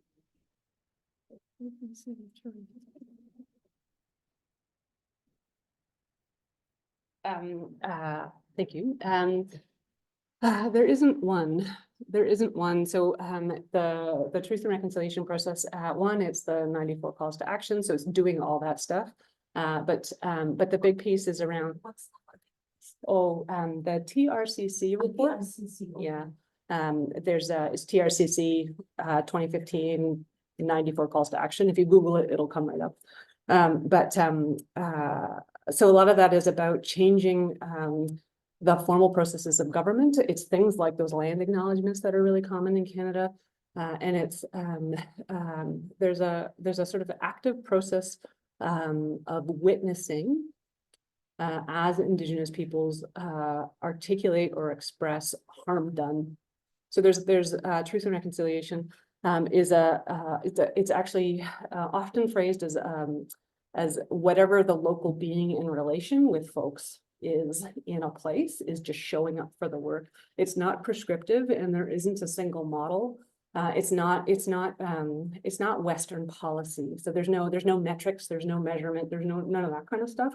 It's about being in relation with Indigenous folks, and doing the local work of figuring out something that feels okay. But a lot of it is around witnessing testimony. Witnessing testimony, these are processes to which end? Truth. So that's the truth and reconciliation, is to express harm done and to witness harm done and to acknowledge the harm done in sort of live everyday life. I was just conversing with somebody from South Africa. Yeah. And when there is truth, could there also be reparative justice?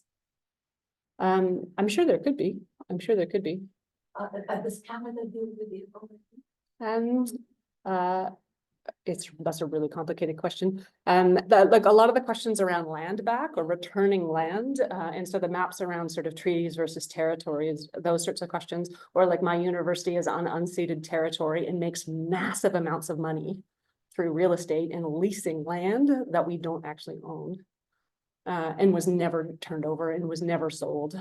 So it's so incredibly contradictory, the sort of claims to progress, the claims to truth and reconciliation, and then the everyday and quite regional practices of sort of extraction and expropriation of land and those kinds of things. So there's huge legal battles around territory. There's huge, like massive, ongoing, really long-standing legal battles around territory. And land. I guess there's a power shift in South Africa in ways that there's not in Canada. There's not. That's really clear where the. Yeah.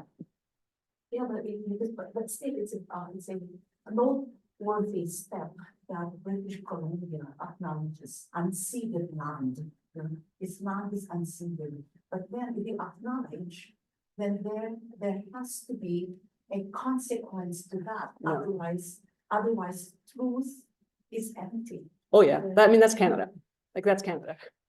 Yeah, it's so contradictory. Like we sound lovely, but our everyday practices are pretty gross. And then and the conversations with South Africans, they say that's where detention is, yes, truth, but what's the consequence of truth?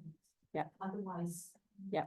I mean, People not take it, I'm just thinking, doing this work in the Geographies, there's a whole history of land raids where people, islanders, like basically took back the land because they were promised land.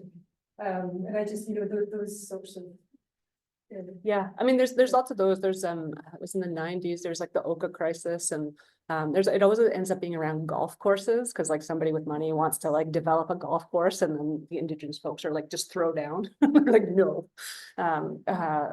So yeah, there's lots of that sort of stuff. But I mean, it's kind of like the liberal textbook that has all this sort of celebrate diversity. We appreciate the different traditions, like that kind of generic positivity, I guess you could call it, is really common in Canada, whereas the actual conditions for real human beings are incredibly stratified. Because it's not only Canada, it's so in many places around the world. Yeah. Indigenous territories are under contestation. Yeah, but thank you.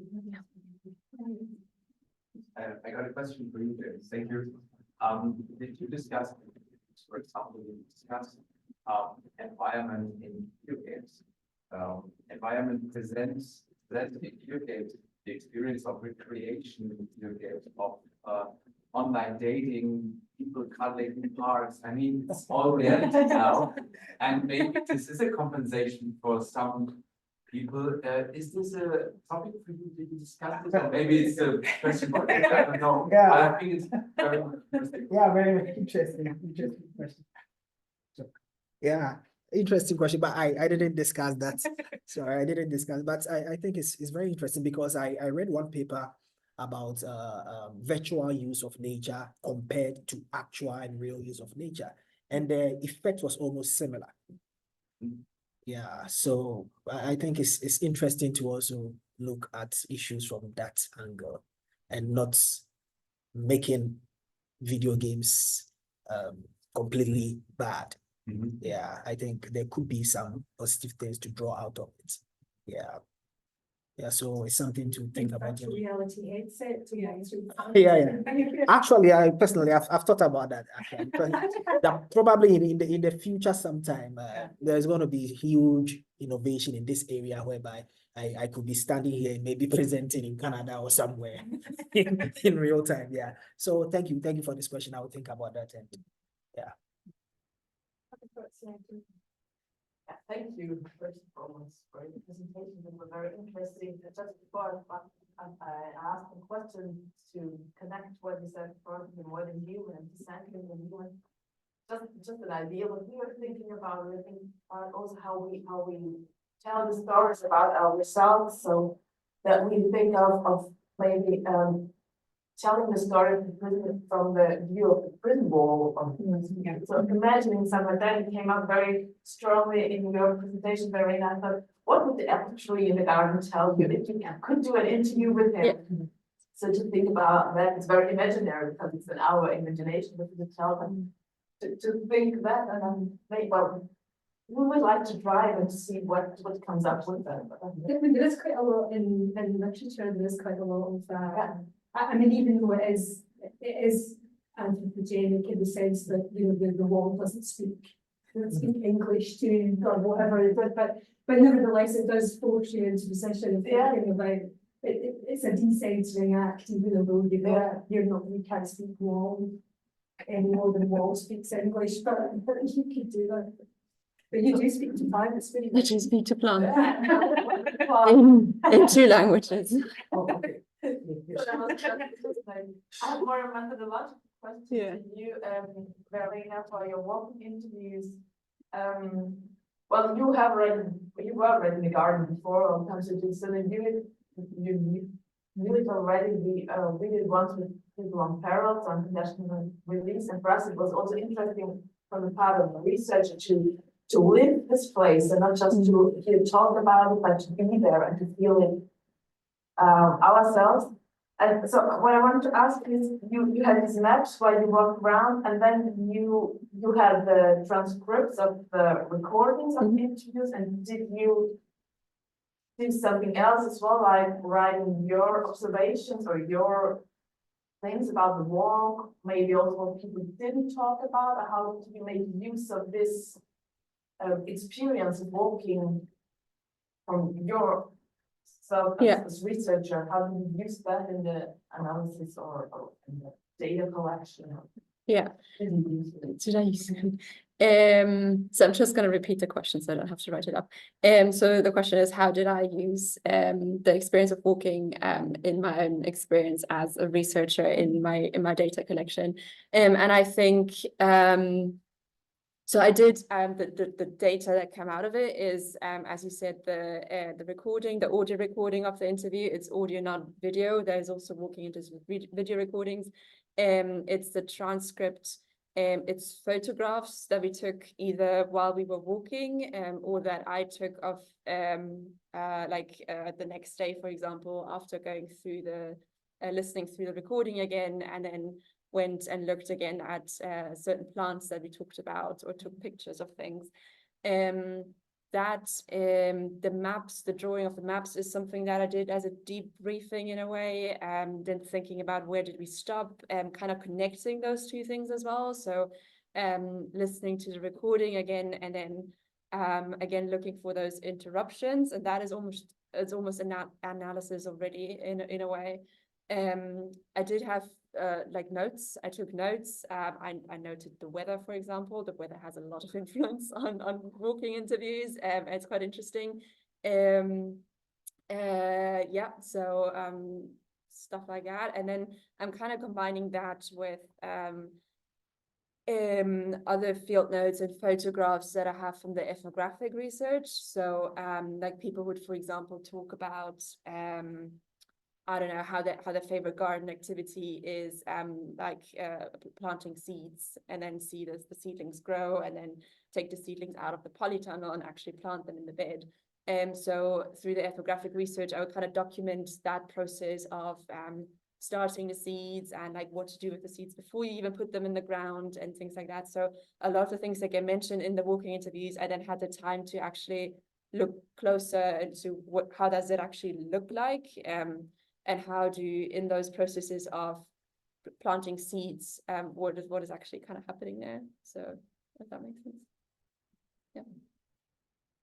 Did you sleep in the prison? As I was going to say. Not yet, but I would love to. Yeah. Really one. Okay. We're on. Are we going to finish it? Yes. So other questions? I think we're going to go to meeting, but are there other questions that we have? Maybe just a quick one, because I see that Tina has listed. Any comments on the disciplines in the Canadian academia? Because is it, my impression is that social work is much more progressive probably than others, or not. Can you just comment on what is the place of social work related in terms also post-colonial thinking, diplomacy, stuff and so on. So is it more progressive, is less progressive? It's usually in Canada, like comparing to literature or What kinds of progressive? the progressive Yeah, how would you define progressive? Marxist? Martin just described progressive as Marxist. That's why everybody's laughing. So yeah, so I mean, to Heather's point, but also to Martin's point, it's always like a sort of contrast against what's your benchmark of what counts as progressive or not progressive. So I mean, like I would say in Canada that we talk about social justice all the frickin' time, but our version of social justice is actually quite liberal. So it's not a radical social justice, it's a liberal social justice, just in a generic sense in sort of popular culture in Canada. So like it's really easy to make claims about social justice in social work in Canada, like all of us, but it's just saying like you're helping, like it's just, but the word is social justice instead of help. So there's a kind of slippage in language because it's so easy to make claims to it. So it's just another word for progress, just another word for improvement. It doesn't necessarily have any sort of teeth or legs. But again, it's always like depends on what your own national context is, if that counts as progressive, whereas in Canada, it's actually really disappointing and irritating. For me, sorry, I statement. So the history of social work in Canada, there's a Christian movement that gets called the social gospel.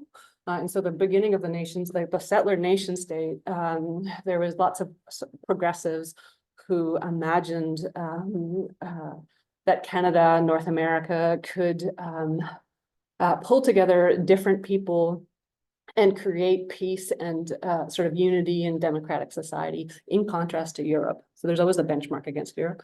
And the social gospel crew was about they used the language of social justice, but it was salvation on earth. Social gospel like now, not salvation after you die, but salvation now. And so there's a built-in sort of Christianity and an evangelical style of social justice in Canada that we don't talk about in social work education. We're just really nice people. So there's lots and lots of contradictions, but we're incredibly performative around equity and social justice stuff, which I think there's lots of avenues to use that performativity to get things done. But I wouldn't take it super seriously as a literal progressiveness or a literal justice or equity. It's more that it's strategic use of those materials to try to shift things. But yeah, so I mean, you can claim all kinds of stuff in Canada. I mean, there's a long structural tradition that's related to the social gospel and British cultural studies of all things. So in some ways, it's easy to read decolonial literature and reference it in social work, but we're still just a liberal state. It's still just Canada. Yeah, that's how I'd answer that. But I think it really depends on what your own national context is. If we look like an improvement, whereas I live in Canada, so I find it very annoying and not very radical at all. I was in Canada in October and I just was seeing all the people, the homeless people, living in self-help, just unhappy people who were clearly not having opportunities to live in a good way. Just it would be like shocking, you know, I live in the big village, I don't know, work in the big village in the Glasgow, but the sort of overt struggle.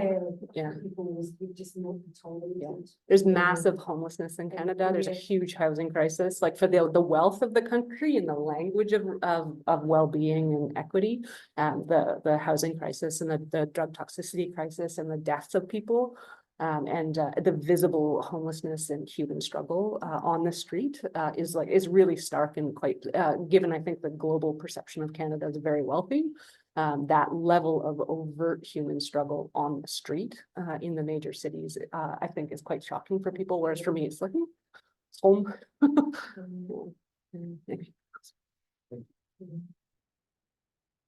Any final thoughts?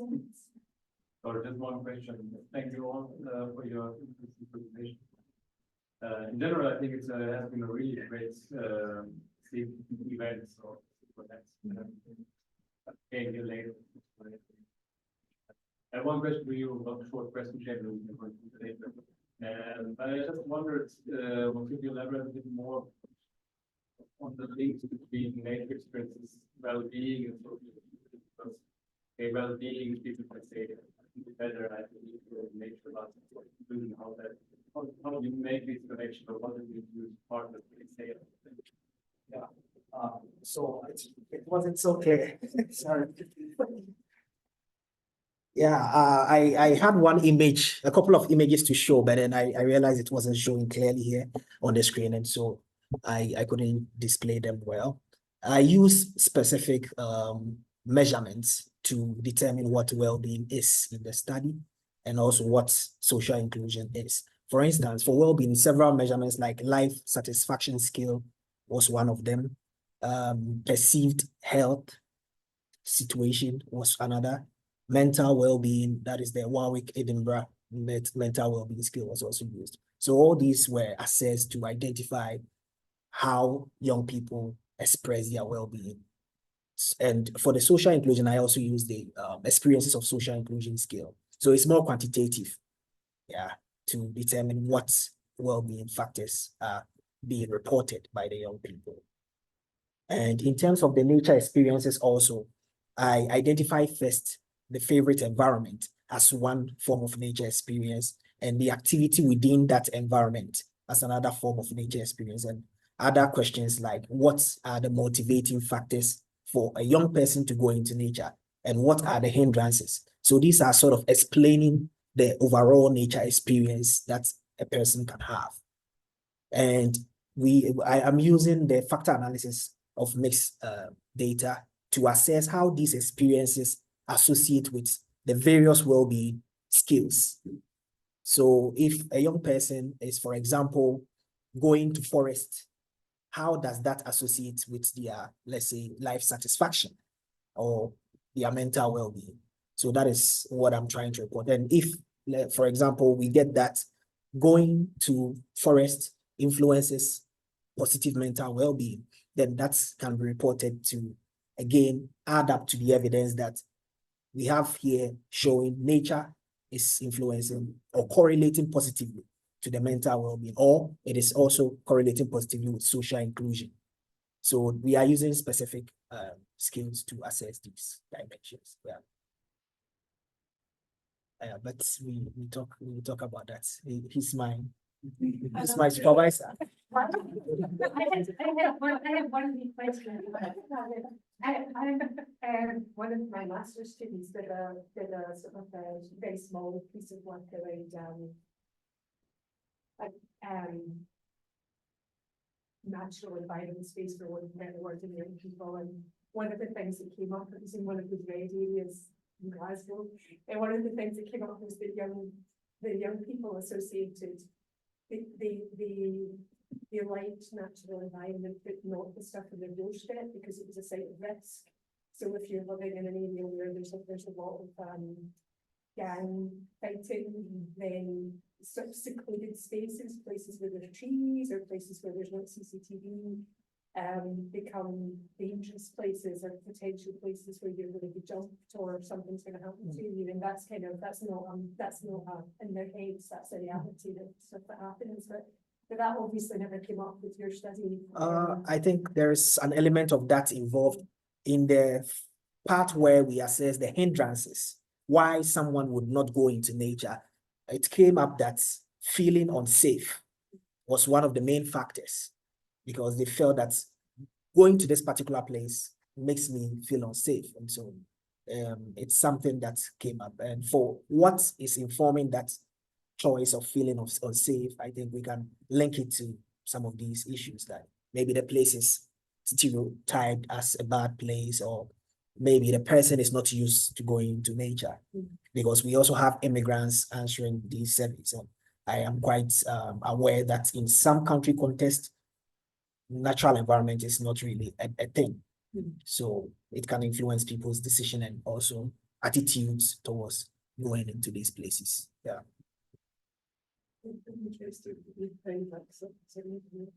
Yeah. Thank you so much. What should we do? We want to have a SEG meeting to discuss future of SEG. I don't know if you would like to see everyone is welcome. If you don't know I don't want to do that, then you're also welcome to do that.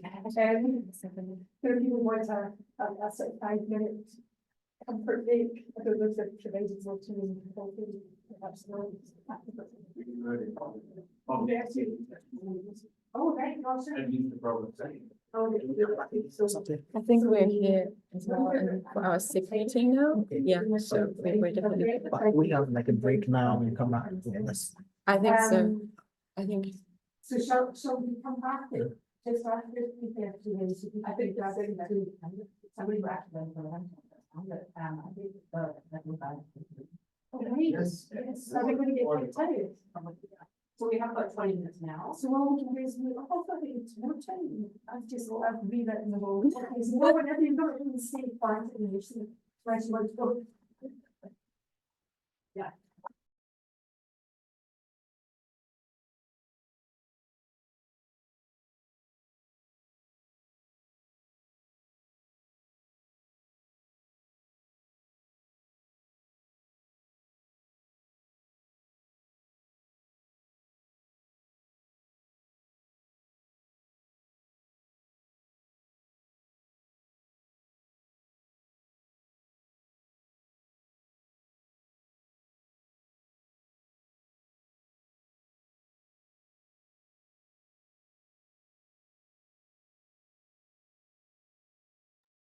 Bye. Thank you so much again. Thank you.